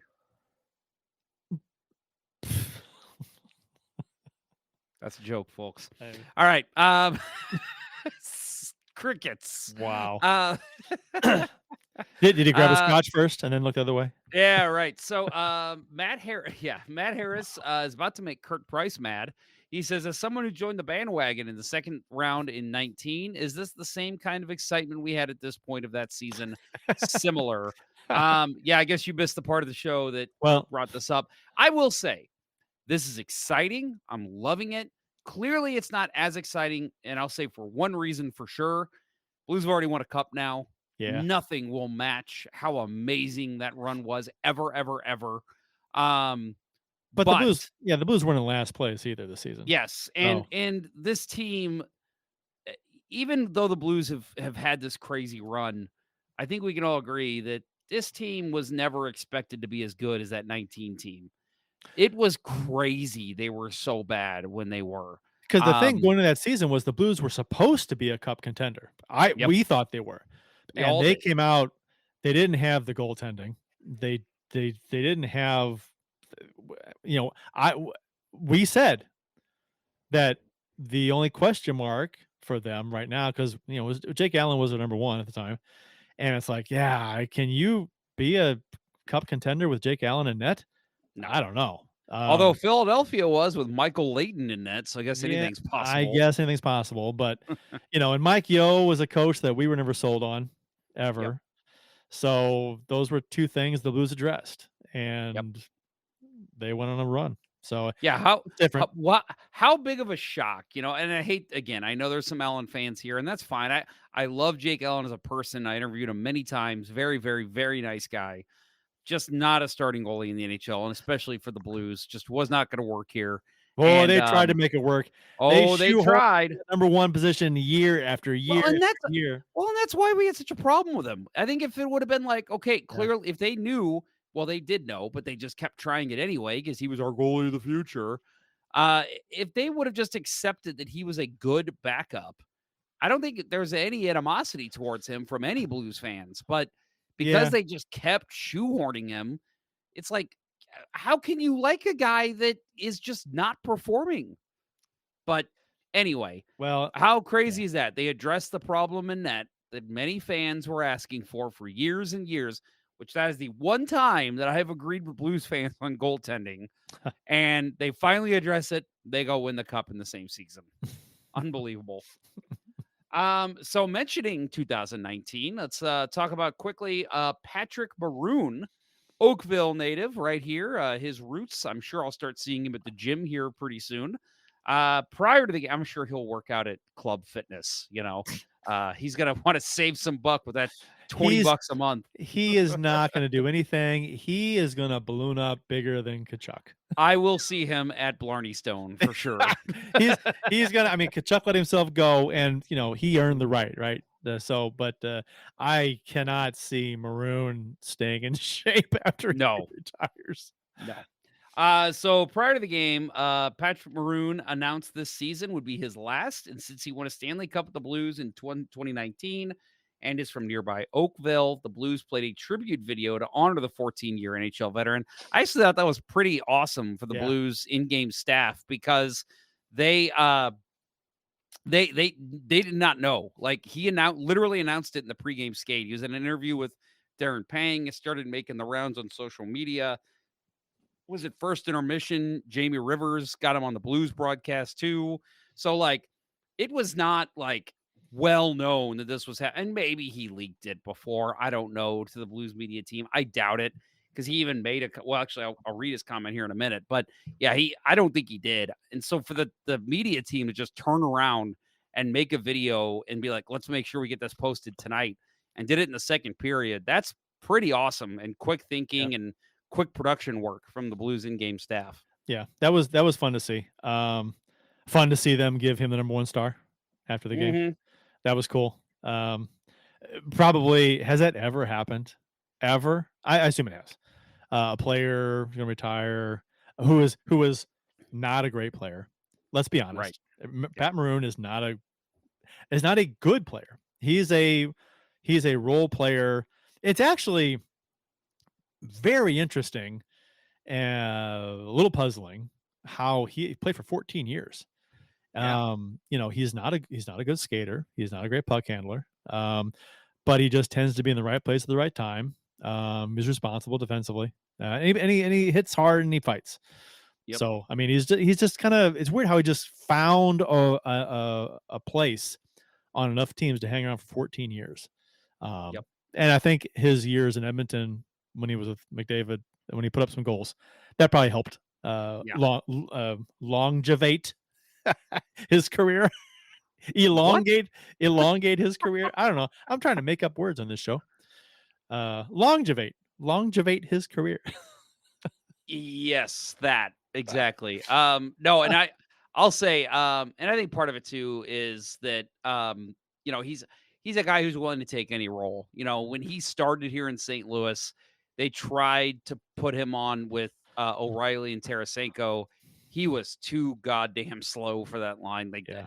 The fact that Tarasenko could play with Laterra but not Maroon goes to show you how slow Maroon is. But again, like you said, he's a role player. So once he slotted into a third or fourth line, he was great. Tampa Bay used him very effectively.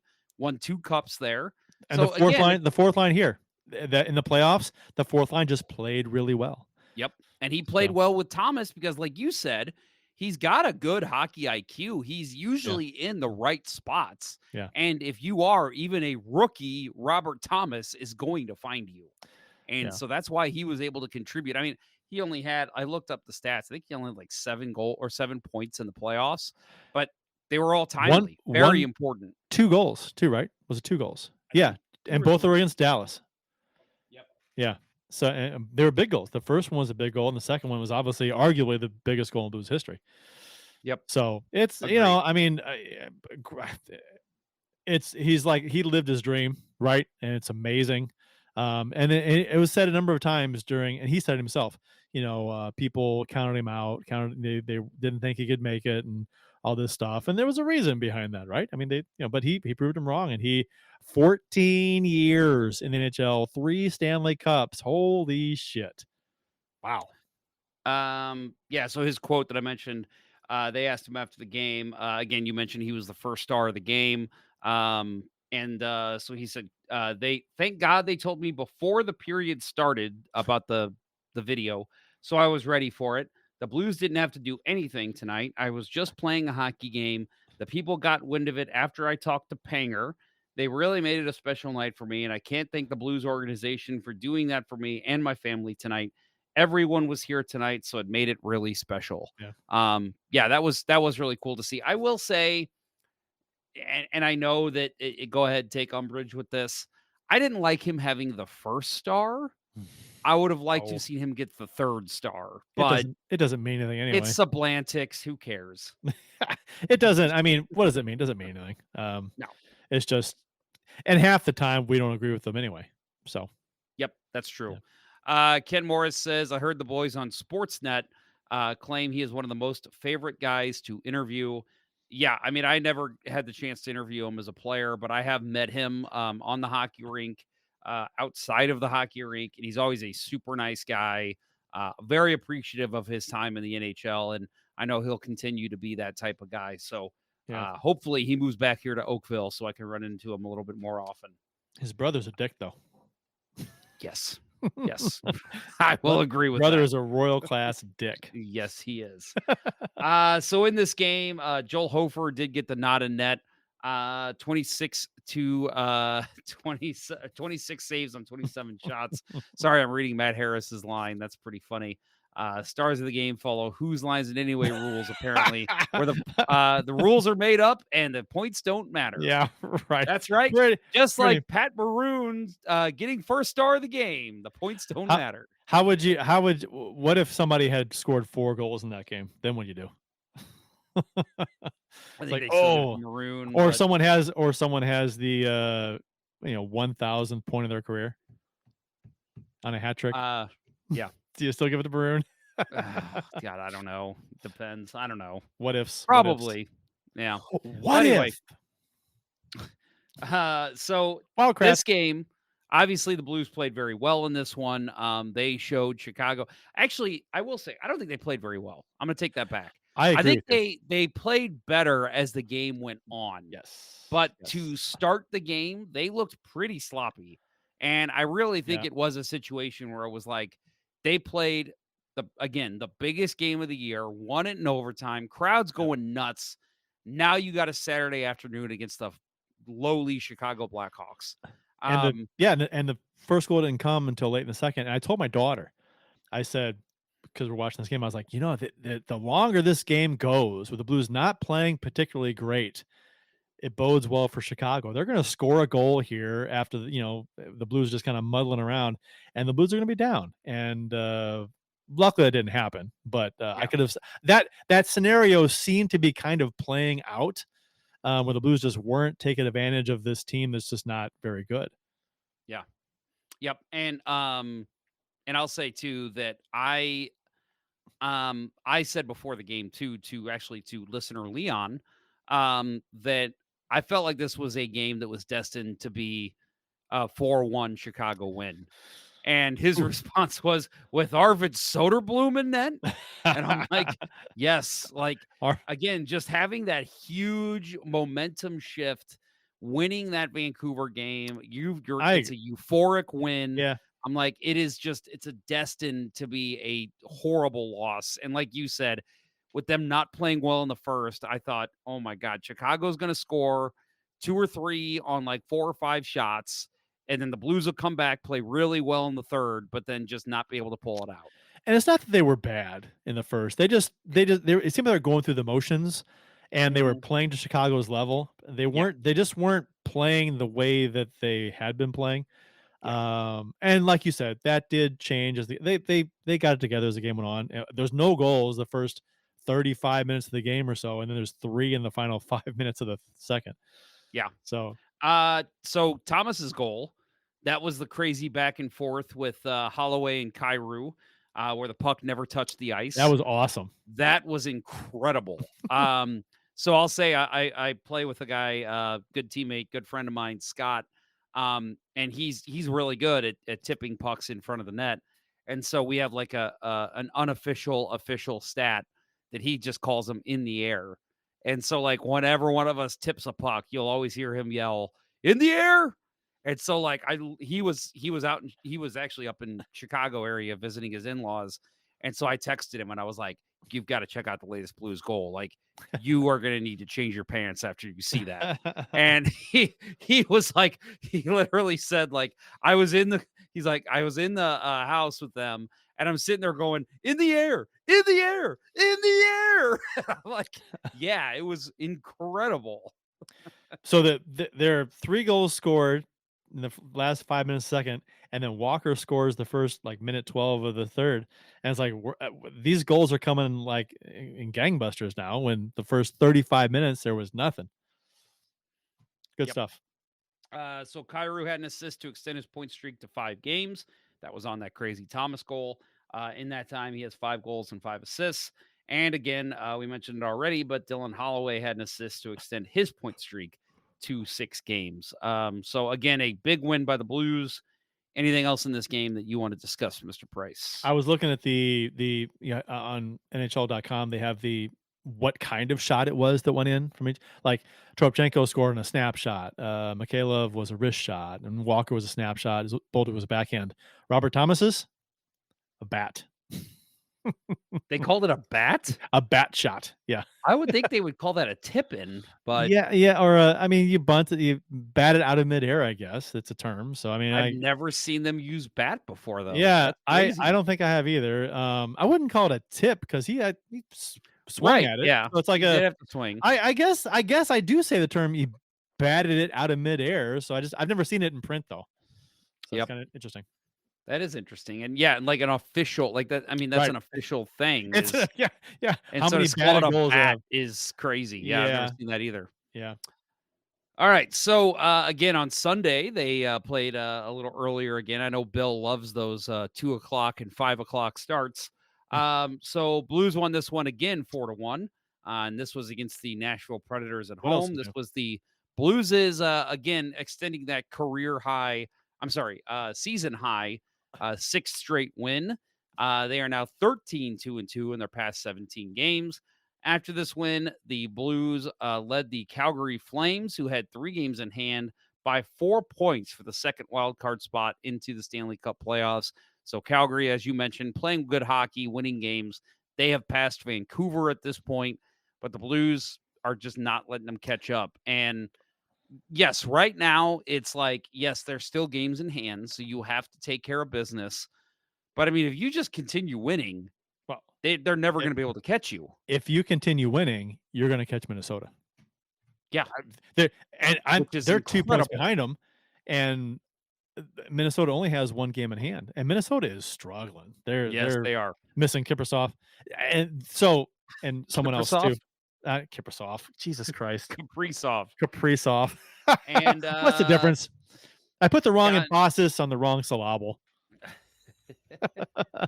But yeah, actually, I was going to say I did for the Let's Go Blues Minute, which smash that subscribe button. I did talk about the Wild. Yeah, they are 7-8-1 since the Four Nations face-off break. They're not good hockey. Not good hockey. They're struggling. And they got smoked last night. Yep. So I think they got smoked. Was it 6? Yeah, 5-1? 5-1 by the Golden Knights. Okay.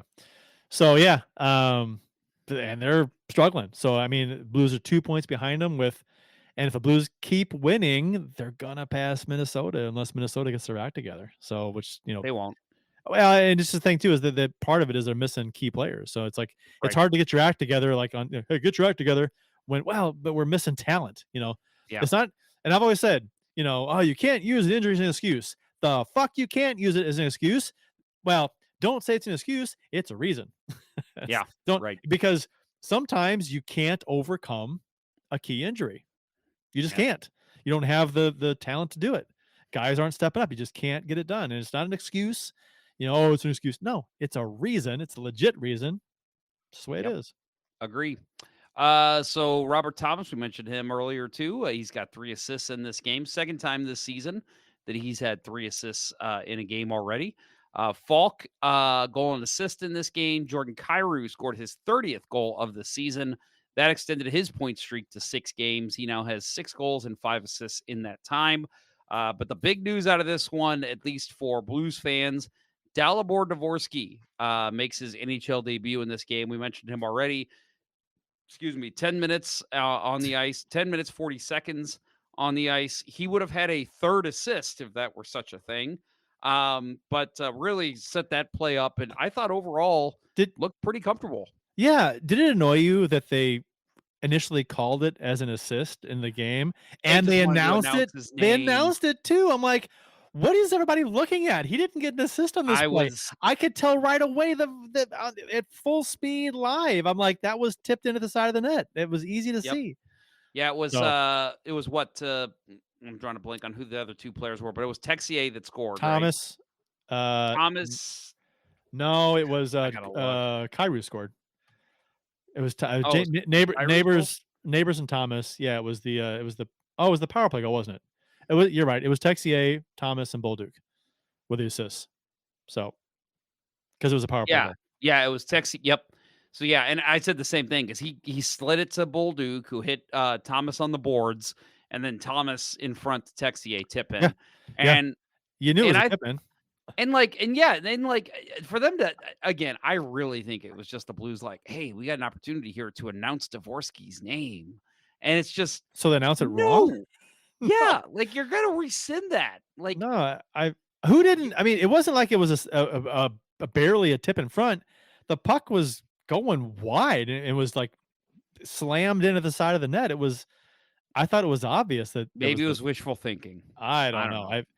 People saw the pass from Dvorsky, and I guess they were all got excited and gripped the stick too tight. Yep. and they botched the call. No, I think overall, though, he played very well. This is the only time we've seen him so far. I do think we'll see him again as he's still with the club at this point. But yeah, right now, did not. And again, I think it's Oscar Sundqvist because of the issues he's had with his health. He cannot play in back-to-back games, so they had to pull him out for this one, and that gave them the opportunity with Buchnevich still out to play Dalibor Dvorsky. And again, I thought he looked very comfortable. Is he ready for first-line minutes, 20 minutes a game? Absolutely not. But with the ability this team has to have all 4 lines rolling, playing well, this isn't a situation of putting Tarasenko out there with Chris Porter and Adam Cracknell. Hey, Chris Porter.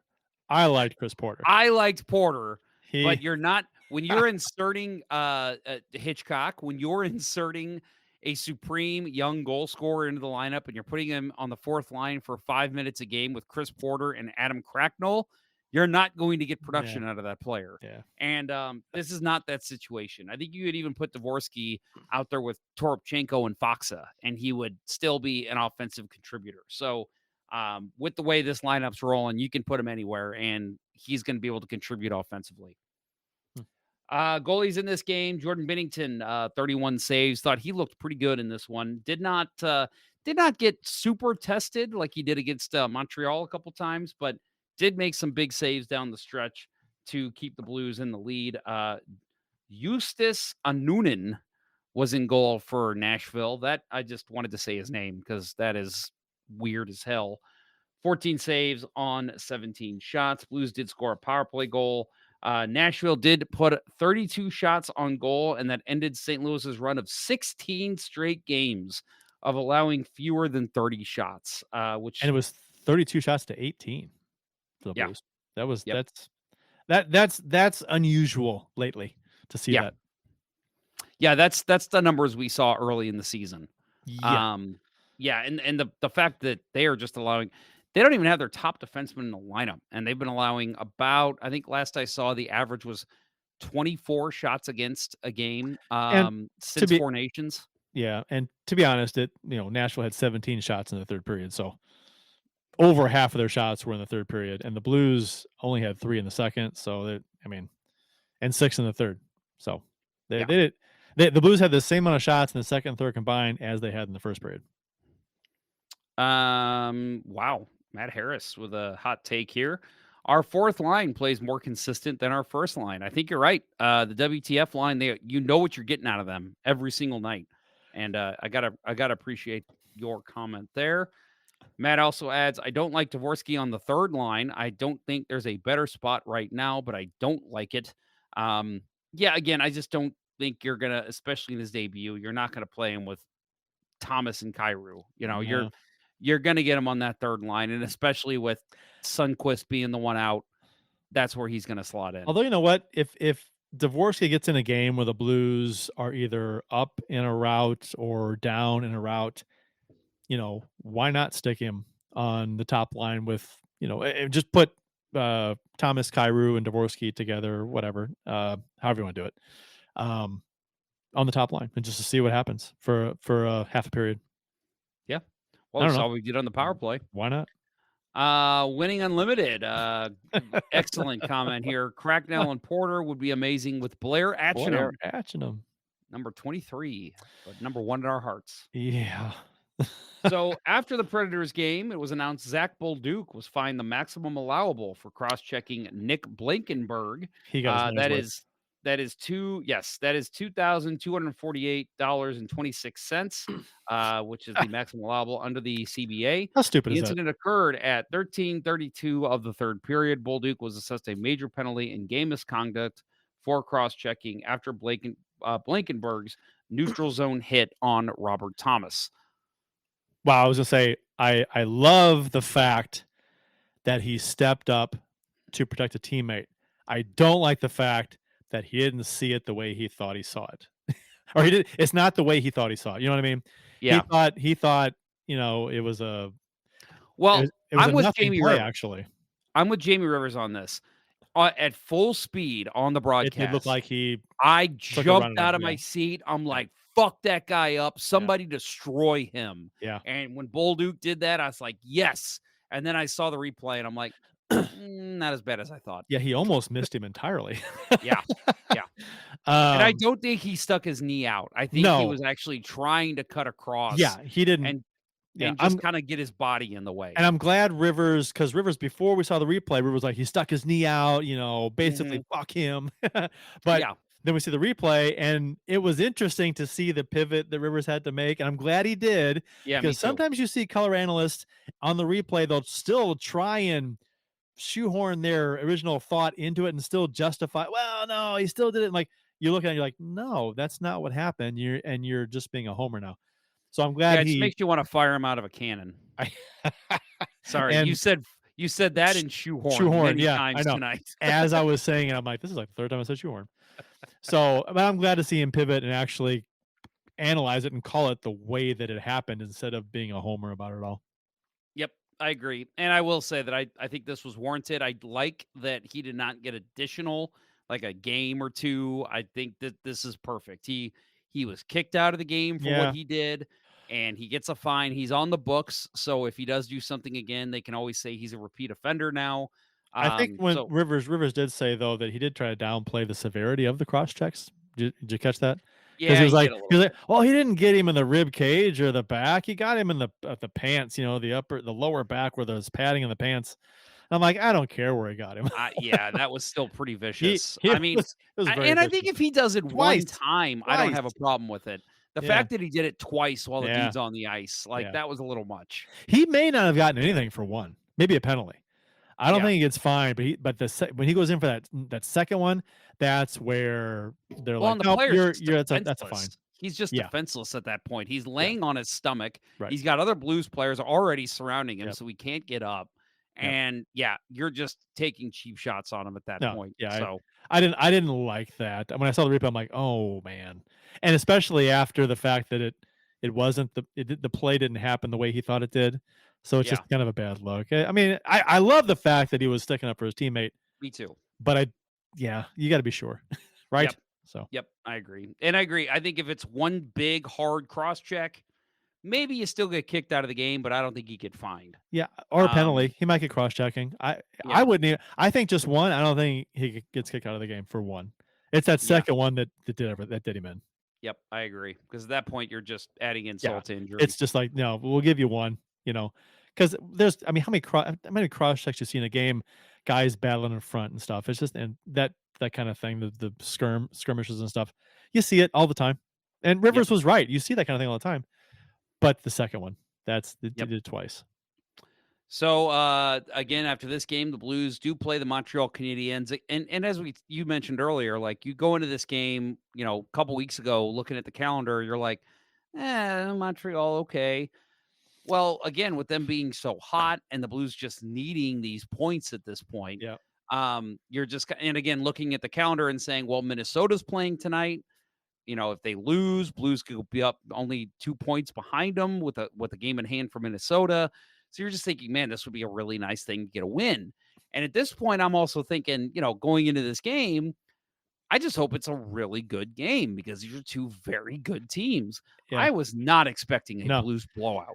Yeah, I was not at all. No, I agree with you. I was expecting this should be a fun game to watch, a good, probably close game between two teams that are playing really well.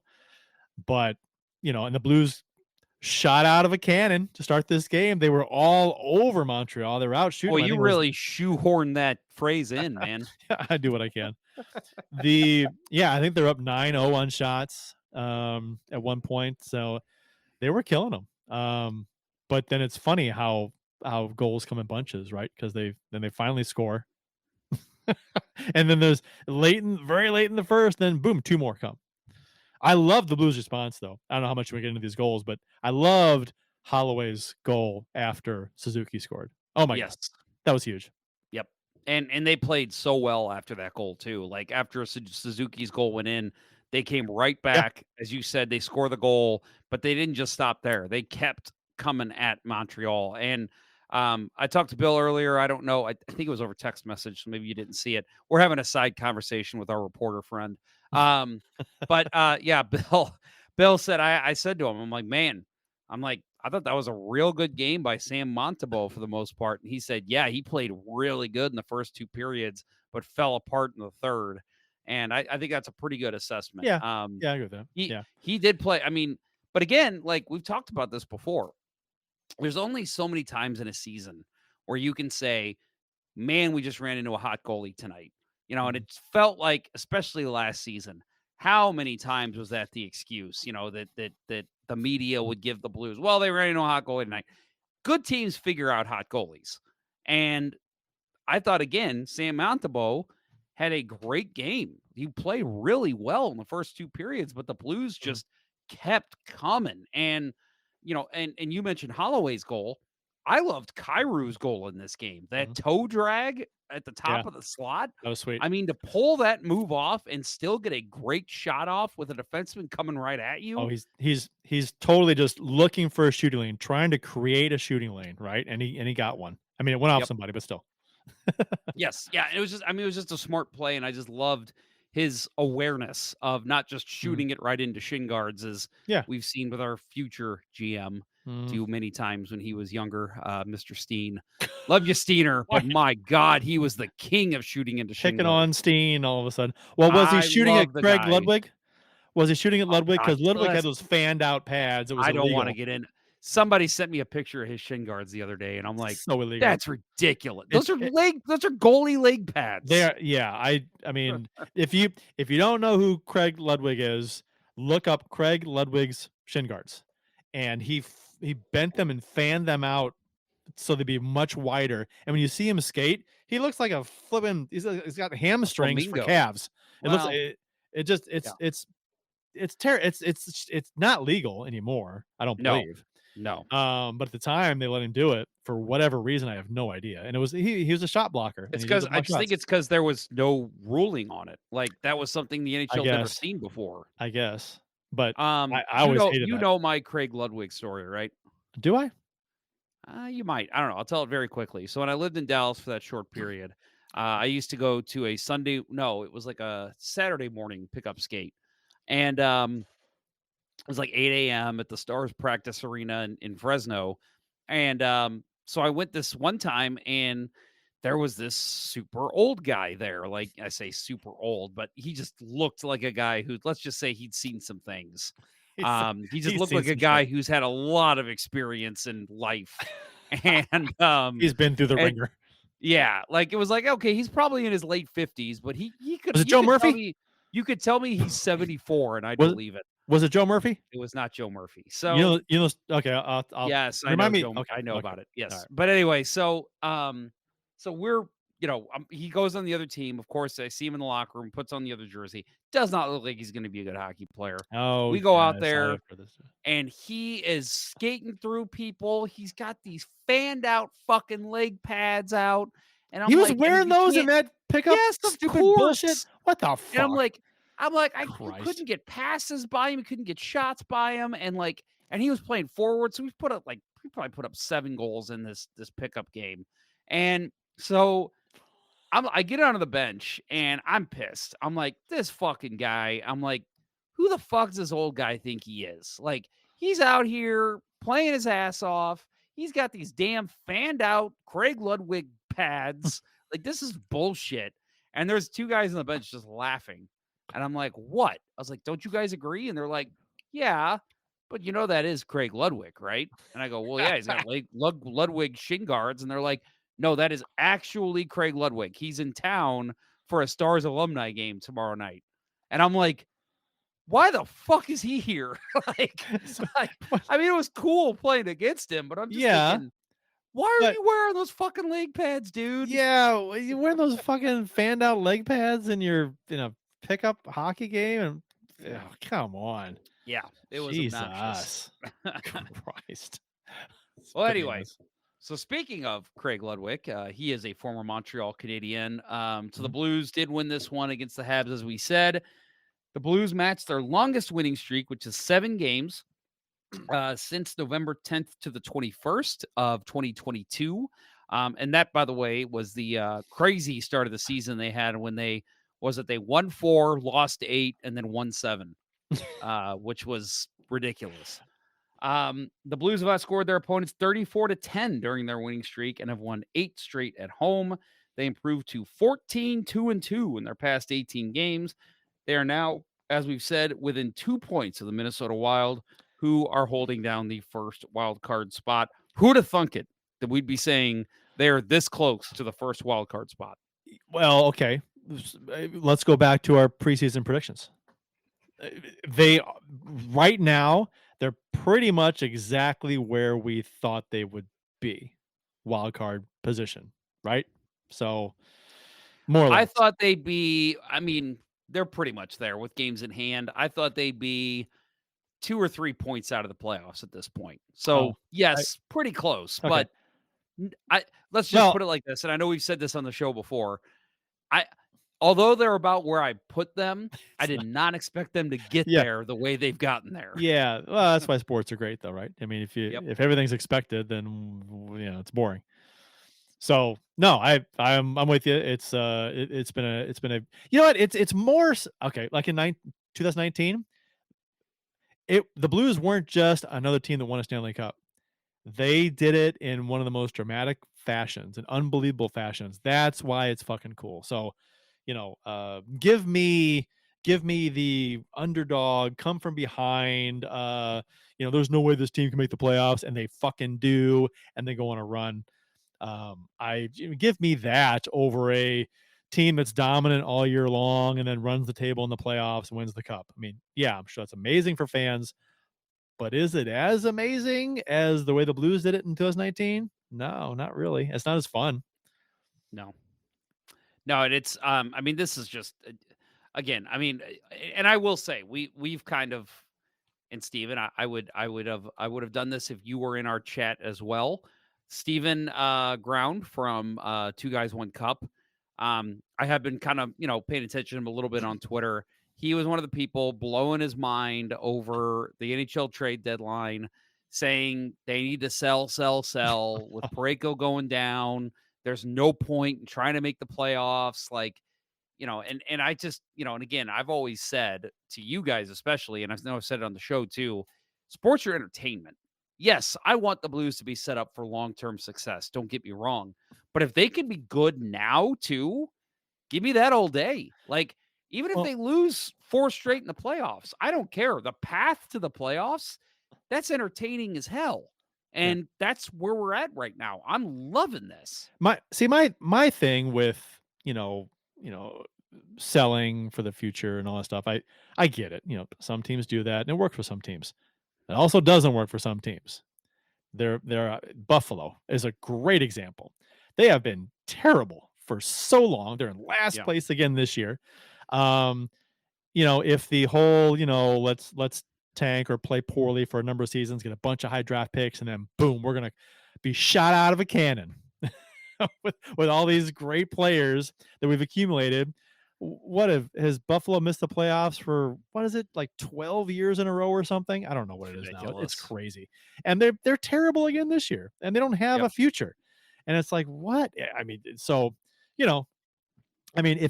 you finish last a few years or near last and you get high draft picks and it works out for you, then it works. That's great. But there's no guarantee of anything. And the way the Blues are doing it, they're not just trying to be competitive, and that's it.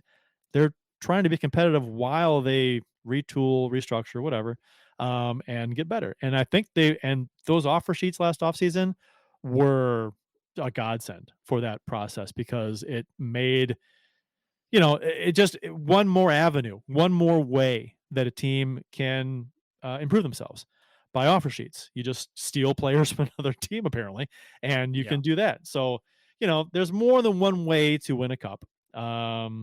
Teams go about it different ways all the time, and then the league kind of copycats for a while on how teams do things. So, whatever. I mean, I like this team the way it is. I like the future for this team. They got some nice pieces to bring up, and I think the offer sheet helped with that a lot. So that's where I'm at with this. It would suck, and this market. I mean, yeah, the Blues would survive being bad, like bottom of the league bad for 5 years. But man, it would be Stillman would be hurting financially. They'd be losing money. It just would be it's a hard thing for a small market team to do.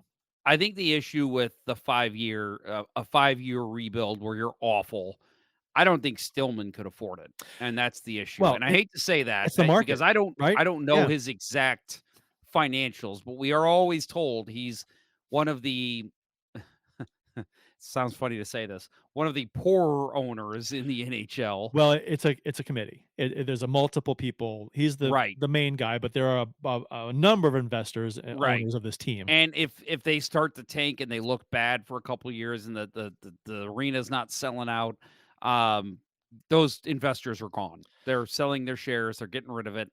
And and so I think that would be an issue. But I do think overall, I agree with you. They'd be able to handle it. It's just a matter of, we like having Tom Stillman as the owner. He's a Blues fan. He's a passionate guy. He's local. This team's never going to go anywhere under his watch. So, yeah, you want things to work out for him. So, yeah, I agree. I think this, and again, like when the Blues started making moves a couple of years ago, moving all the O'Reillys and the Barbashevs and the Tarasenkos, I think it was like, you looked at the cupboard and it was like, well, it's not very stocked, but they just got 3 first-round picks for that upcoming draft. They had guys like Snuggerud who were going to be coming up. They drafted a guy like Dvorsky, and they still had the makings of a decent roster that were left behind from, a couple good years there after the cup run, led by a guy like Shen. You still got a guy like Colton Parayko. You just made all those defensive contracts. So it made sense. I actually agreed with let's do a quick retool. And I think it's worked. I think it's worked to perfection. And like you said, the offer sheets have jump-started that. I wanted to use your shot out of a can. I don't think I can work it here. But they've worked really well, and they've let the Blues be successful quicker. And again, you could never have predicted that was going to happen. But I think when Armstrong realized that it was a possibility, he was like, I got to do this. This is only going to jumpstart us quicker. Well, and like I mentioned Buffalo, they're the glaring elephant in the room example of teams that tank and play poorly for a bunch of years and they get great picks and they don't do anything. You could look at Arizona. Arizona's never won anything. Utah, they won one playoff round, right? In their history, or none? They have been to the third round once. Yeah. So when so one season they won two playoff rounds. That's it. They their entire existence they've never won, and they don't make the playoffs that often. They're not very good. Columbus, actually Columbus was really good this year for a while, and they kind of fell off the table. And they've never really won anything. They upset Tampa Bay that one year, which was great. But other than that, it's just, I don't know. You as a GM, you got to be creative, and I think Armstrong is proving that. Well, and again, the Blues haven't won anything yet. They haven't even made the playoffs yet. So let's not put the cart before the horse. But I think the way this team is playing now, we're not trying to shoehorn them into the playoffs, but it's just, right now it does look really good. And even if they don't make the playoffs, this was a hell of a season. For a team that was not expected to do anything, people were picking them to finish below the Blackhawks, which was insane to me. Well, but still, it was happening. Yeah, nobody expected this team to be where they're at. Acquiring Fowler was fantastic. Oh my God, that was such a great move. Signing Suter was controversial in the preseason, and we were all like, he better not play all the time. He better not meet these goals of games played, because then we're in trouble if he's playing all the time. No, Suter's played well. So I mean, it's been great. Yeah, I think if he would have had to have stuck on that first pairing with Parayko like he was before Fowler, I think we'd be singing a different tune. But where he's at in the third pairing, he's been fine. Yeah, and so I mean, let him cook. Let Armstrong cook. Just sit down, be quiet, let him cook, let him do his thing. He probably knows more than you about what's going on. So he's not a GM that's out there, doing the bidding of an owner who doesn't really want to spend a lot of money and doesn't care about winning. Stillman wants to win. Armstrong, has a plan to get that done. Some fans don't agree with it. Doesn't matter. He's going to do it anyway. So, and I think his record speaks for itself. Go ahead. Sorry, I'm done. Well, I was going to say, so what got us into this conversation was mentioning what our friend Stephen Ground said. I was thinking of the former owner of, this is really going back, Bleeding Blue. Do you remember bleedingblue.com? Yeah. I think his name was Dale Downs. Does that sound right? I'm not sure. Crazy memory. I don't know why I remember that. That site's still around, right? No. It's gone. Not Bleeding Blue. Do you bleed blue? Oh, yeah, Bleeding Blue is still around. Yep. Yeah, they're part of Fansided. So yeah. Well, anyway, Stephen Ground of Two Guys One Cup. He did kind of walk back what he said at the trade deadline I saw recently. He said something like, "I was wrong. This team's fun to watch. If you can make the playoffs, make the playoffs." What? And I'm like, Steven said, "Okay, I'm glad he acknowledges that, because it's entertainment, and this has been so much fun." I've had a bunch of Steven and I when I was on Twitter, we would go back and forth with we disagreed on a number of things about the Blues and stuff, but okay. Good on him for Yep, I agree. for that. Yeah. Well, anyway, so we need to start wrapping it up here. We're at 2 hours. Let's get into it. So real quick, this Habs game, Thomas and Broberg each had a goal and 2 assists for each of them. Holloway had a goal and an assist. His point streak is now at 8 games, 4 goals and 9 assists in that time. Kyrou extended his point streak to 7 games, and so that's 7 goals and 5 assists. Jordan Binnington, 24 saves on the night. And again, we talked about how hot Montreal has been. They lost in regulation for just the second time in its past 14 games. They are now 8-2-4 since the Four Nations break. And they showed a graphic last night of the hottest team since Four Nations. And it was these 2 teams, 1 and 2. And crazy. The Blues took this one 6-1 and completely dominated. We both mentioned Money Puck. showing that, basically, and for those who don't know what deserve to win a meter is, basically takes the same stats from the game if you had two very average goaltenders in net, and the Blues won this one, 65 to 75% of the time over 1,000 simulations. Yep.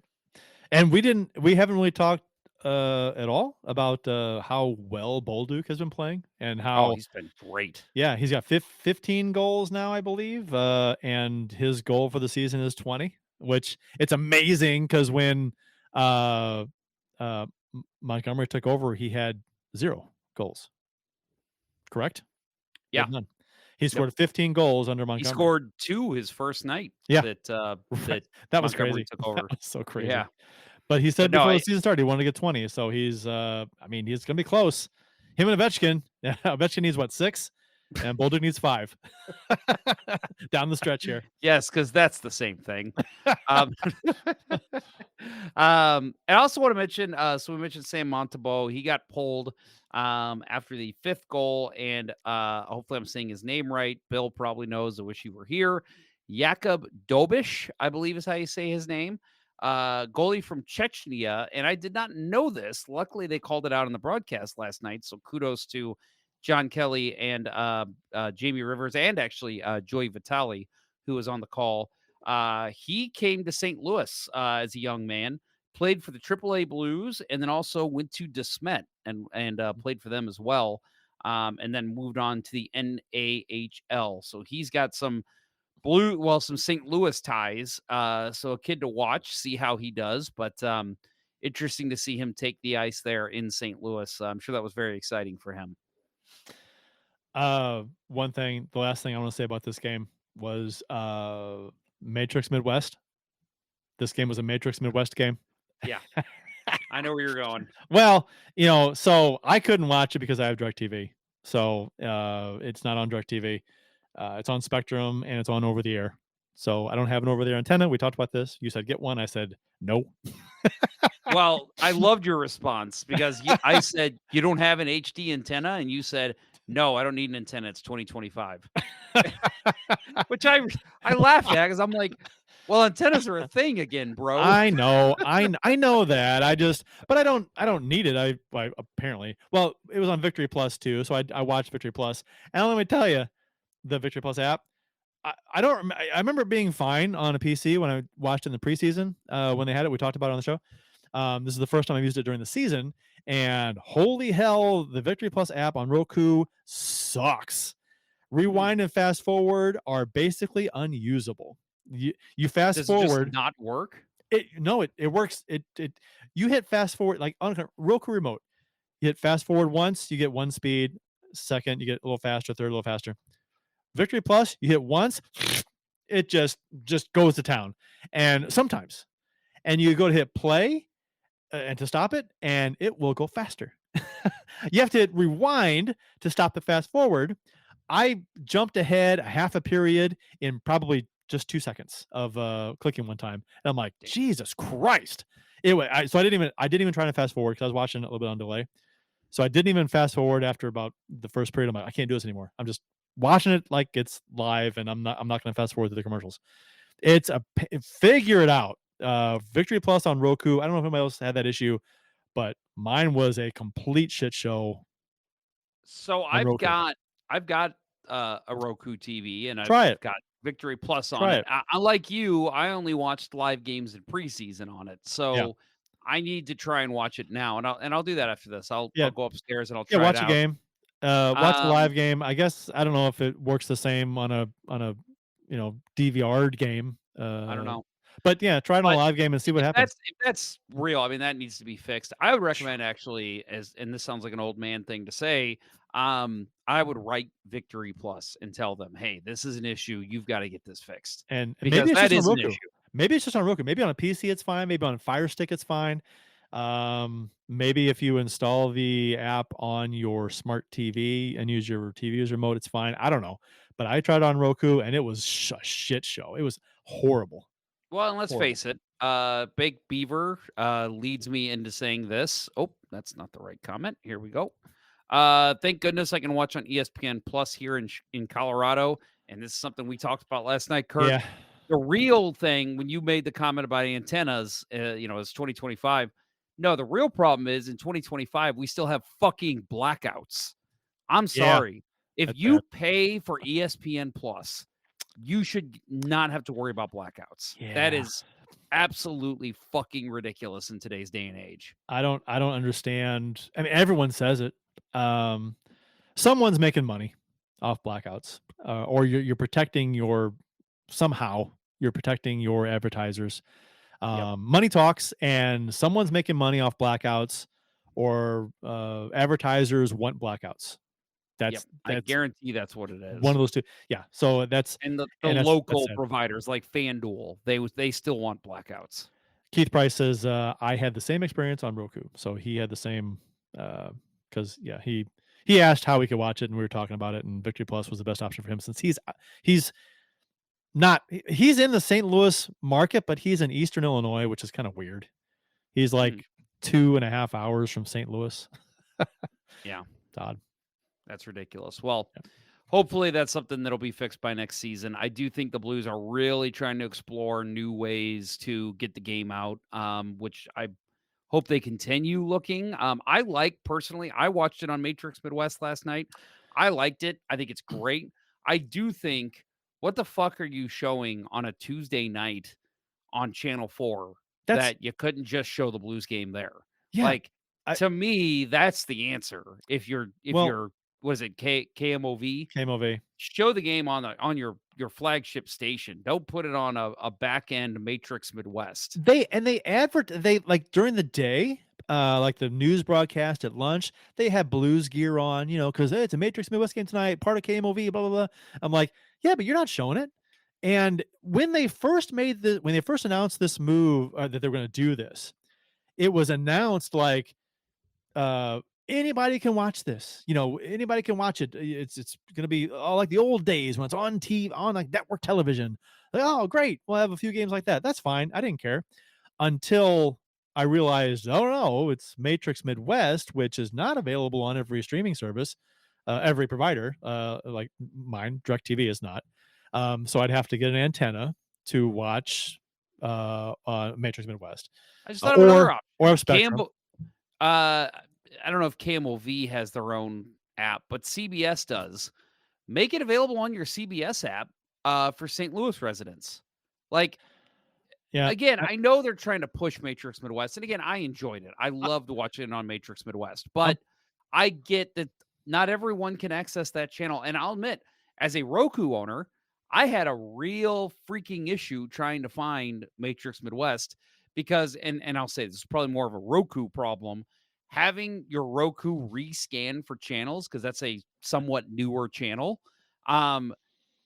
It is very difficult to find on the Roku end. Like, I had to literally go online, and AI couldn't help me. I had to go on Twitter, and somebody was like, oh yeah, you have to go here, then go here, then go here, and rescan for channels. And I'm like, why the hell is it so hard to rescan for channels? I feel like all I should do is go to the TV, the TV icon, and then like hit options and rescan channels, but it was not that easy. So I will say, I'm not the only one, or you're not the only one that's had issues with it. So just make it more accessible, make it easy. Oh, they were talking about this on 101 ESPN Radio this morning, about how pissed off Twitter was that this game was harder to find than a typical game. So it wasn't on KMOV, it was on Matrix Midwest, like we said. So, and today it's with technology at its highest level ever, and we have more options for content than ever. It's harder than ever sometimes to find a game to watch it. It's on TV. You can watch it, but you got to do this. You got to have this app. You got to go here, download this, sign in, log into this. It's a pain in the ass sometimes, and some people can't do it. Some people don't want to do it. I get it. It's just it's annoying. A lot of times it's better because you can access every game. ESPN Plus, I get it. I have it. I love ESPN Plus.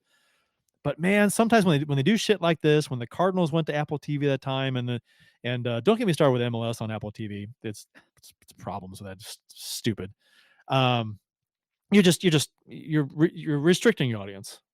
I don't know what the MLS can't get great ratings on Apple TV, but anyway, the Matrix Midwest thing pisses me off because it was billed as an easy way over, to view games, and they almost framed it like it was the old days, back on network television, and that's not what it is at all. It's not that. It's harder to find than FanDuel. So, and then Waterbug says, I want to pay. The pirate site is a better product. It's obnoxious. I agree. Crazy? I mean, listen, I'll say, somebody called it sub-legal streaming services in the chat. I bet you can rewind and fast forward on those illegal I will tell you right now, I use sub-legal streaming services. It's legal for me. It's probably not illegal for the person doing it. But like, that's the issue. Yeah. That's the issue, is that it's like, I've had to resort to this because I don't want to have to jump through hoops to watch every Blues and Cardinals game. So I don't know. I'm with you. And we bitched about, and how crazy is it to think about 14 seasons for us on the air. We've bitched about this since day one. I'm pretty sure in the first episode of this show, you and I and Jeff Quirin had a huge fight, not fight, but like, Donnie went Brook, off. a brouhaha. Yeah. Well, we all went off about how ridiculous it is to have to watch pro sports. Yeah, I mean, and it's every sport, right? Like you said, all sport is like NFL does it. It's like, okay, I want to watch Thursday Night Football. Where the fuck is it? Amazon TV? Do I even have that? Amazon? I gotta go. You gotta find it, download it. Do I have the right access level with this app to view it? It's just, I mean, I get testing the waters with some of this stuff, but man, you're pissing off people doing this. And Keith says, figure it out. Yeah, figure it out. Keith Price says, I missed when all the games were on KPLR TV. They were not all on KPLR TV. Well, a lot of them were. A good amount. Yeah. I do miss 11 days. It was probably maybe 60%. Yep. So. I do miss games on local TV. That was easy great to catch. And it was just, and the KPL broadcasts were always so fun. I remember after, like, especially the late ones in California, Three Stooges would come on right after. Yeah. I used to love that.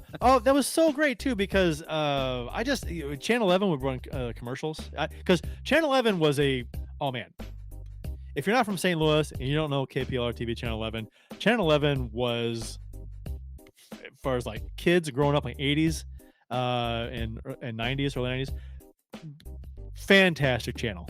They had everything. They had the best shows on reruns. They had all the great cartoons. They had Blues and Cardinals baseball. It was fantastic. It was my number one channel, favorite channel. Yep. And they own Voltron. Yes. We've got to close up the show. We're going along. All right, let's go. Thank you, everyone. The chat was very active tonight, so thank you guys. It was always fun talking with all you. Obviously, thank you guys. I hope you understand that is a Midwest thing. Instead of saying y'all, we say you guys. But if there are any ladies in the chat, thank you as well for coming and watching the show. Next up for the Blues, again, we mentioned it, Thursday night. They are back in Nashville at 7 o'clock. Saturday, they play the Avalanche at 3:30. And don't forget, the PWHL Takeover is also Saturday at 1 o'clock. No idea. Is that locally broadcasted at all by the chain? I don't think it is. I'm going to guess no, because they screw this stuff up all the time by not showing what they should. So, and then Tuesday, April 1st, they will play Detroit in Enterprise Center at 7 o'clock. And then Thursday, April 3rd, the Pittsburgh Penguins will come in town at 7 o'clock, because that's exactly what we want in April, playing at the end of the season. We want Eastern Conference games. Please give us those. God knows we don't need the Blackhawks more than 3 games a season. It's funny how the game tomorrow, Thursday against the Predators, tell me if you're not feeling this way. This is a win. They're going to win this game. I mean, I would love to have that confidence, but I keep expecting the letdown game. Well, I know, but they've won 7 in a row, and they just beat Nashville, and they beat them. Yeah, they beat them twice. So, right? Yeah. So, and they're going to win this game. You think somebody's going to go after McCarron? Oh, I don't know. Maybe depending on how the game goes, I can see Shen doing something. Yeah. Maybe Tucker. maybe He was going after Tucker a little bit on Sunday. So maybe I don't know. We'll see. I hope so. I hope someone goes after him in a way that's not gonna like shorthand the Blues. Like they just target him. Just like they just run him into the boards. I hope it's a fight and there's no instigator. That's what I'm hoping for. Yeah, good luck. Yeah, I know it's ridiculous. Although the game Saturday against Colorado scares me. They're playing well. Yeah, they're on that list. They were playing the third best since the break. Yep. And before they made that trade, like they were kind of tailspinning. At that point, I think Minnesota had the third spot in the Central, and Colorado was first wild card. So they have picked their game up, playing the exact opposite of how Minnesota's playing. Yeah. So Colorado always a fun team to play if you win. It's just infuriating when you lose. It's one of those times. Yep. So Bake Beaver says they need to be rested coming to Denver. The altitude does damage to sea level teams. Yeah, I'll say when I went there in August, obviously we've always heard about the difference in the altitude and how it affects you. Hiking up mountains, whew, yeah, it was weird. Like again, it's hard to explain, but it's like I didn't feel tired, but I was out of breath. Like within 200 steps going up the mountain. Like I was like, oh, like my body's fine, but I need to take a break so I can learn how to breathe again. We went on a hike in Kauai and went to the up in the mountainous area. It wasn't a high elevation hike, but there were some points that was pretty steep. We're going up for a while, and yeah, it was uncomfortable. Yeah, as far as the lack of oxygen goes. All right. Well, anything else to add, Mr. Price? No. Let's get out of Dodge. Let's do it.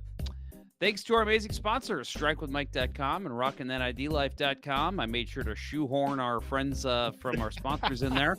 That will wrap up episode 26 of season 14 of the original St. Louis Blues Hockey Podcast, Let's Go Blues Radio. Thanks for listening. Thanks to those who participated in the YouTube and Facebook live chats during the live show. We'll talk with you next week. For the absent Bill Day and Kirk Price and our reporter friend that was on our text chain, I'm Jeff Ponder, and this was Let's Go Blues Radio. Until next time, everyone, beat the Predators. Let's go Blues. Shot out of a cannon. Let's go Blues. Woo-hoo. The Chiefs are at home tonight against Cyanosport at the War Memorial at 8. Good seats are still available. A look at fourth. I think that went very well. Thank you for listening to Let's Go Blues Radio. Now take off, hosers. I want you to have a heart attack and die so that we never have to do this shit again. Well, there's 90 minutes of your life you'll never get back. Sorry. St. Louis Blues, St. Louis Blues. Have you heard the news about our St. Louis Blues? They've only just begun, they're on their way to number one. Now there's no more blues for our St. Louis Blues. The Blues are on the ice tonight again. They're rough and tough and got the stuff to win. They'll always get one more, no matter what the score. They are quite a hockey team, my friend.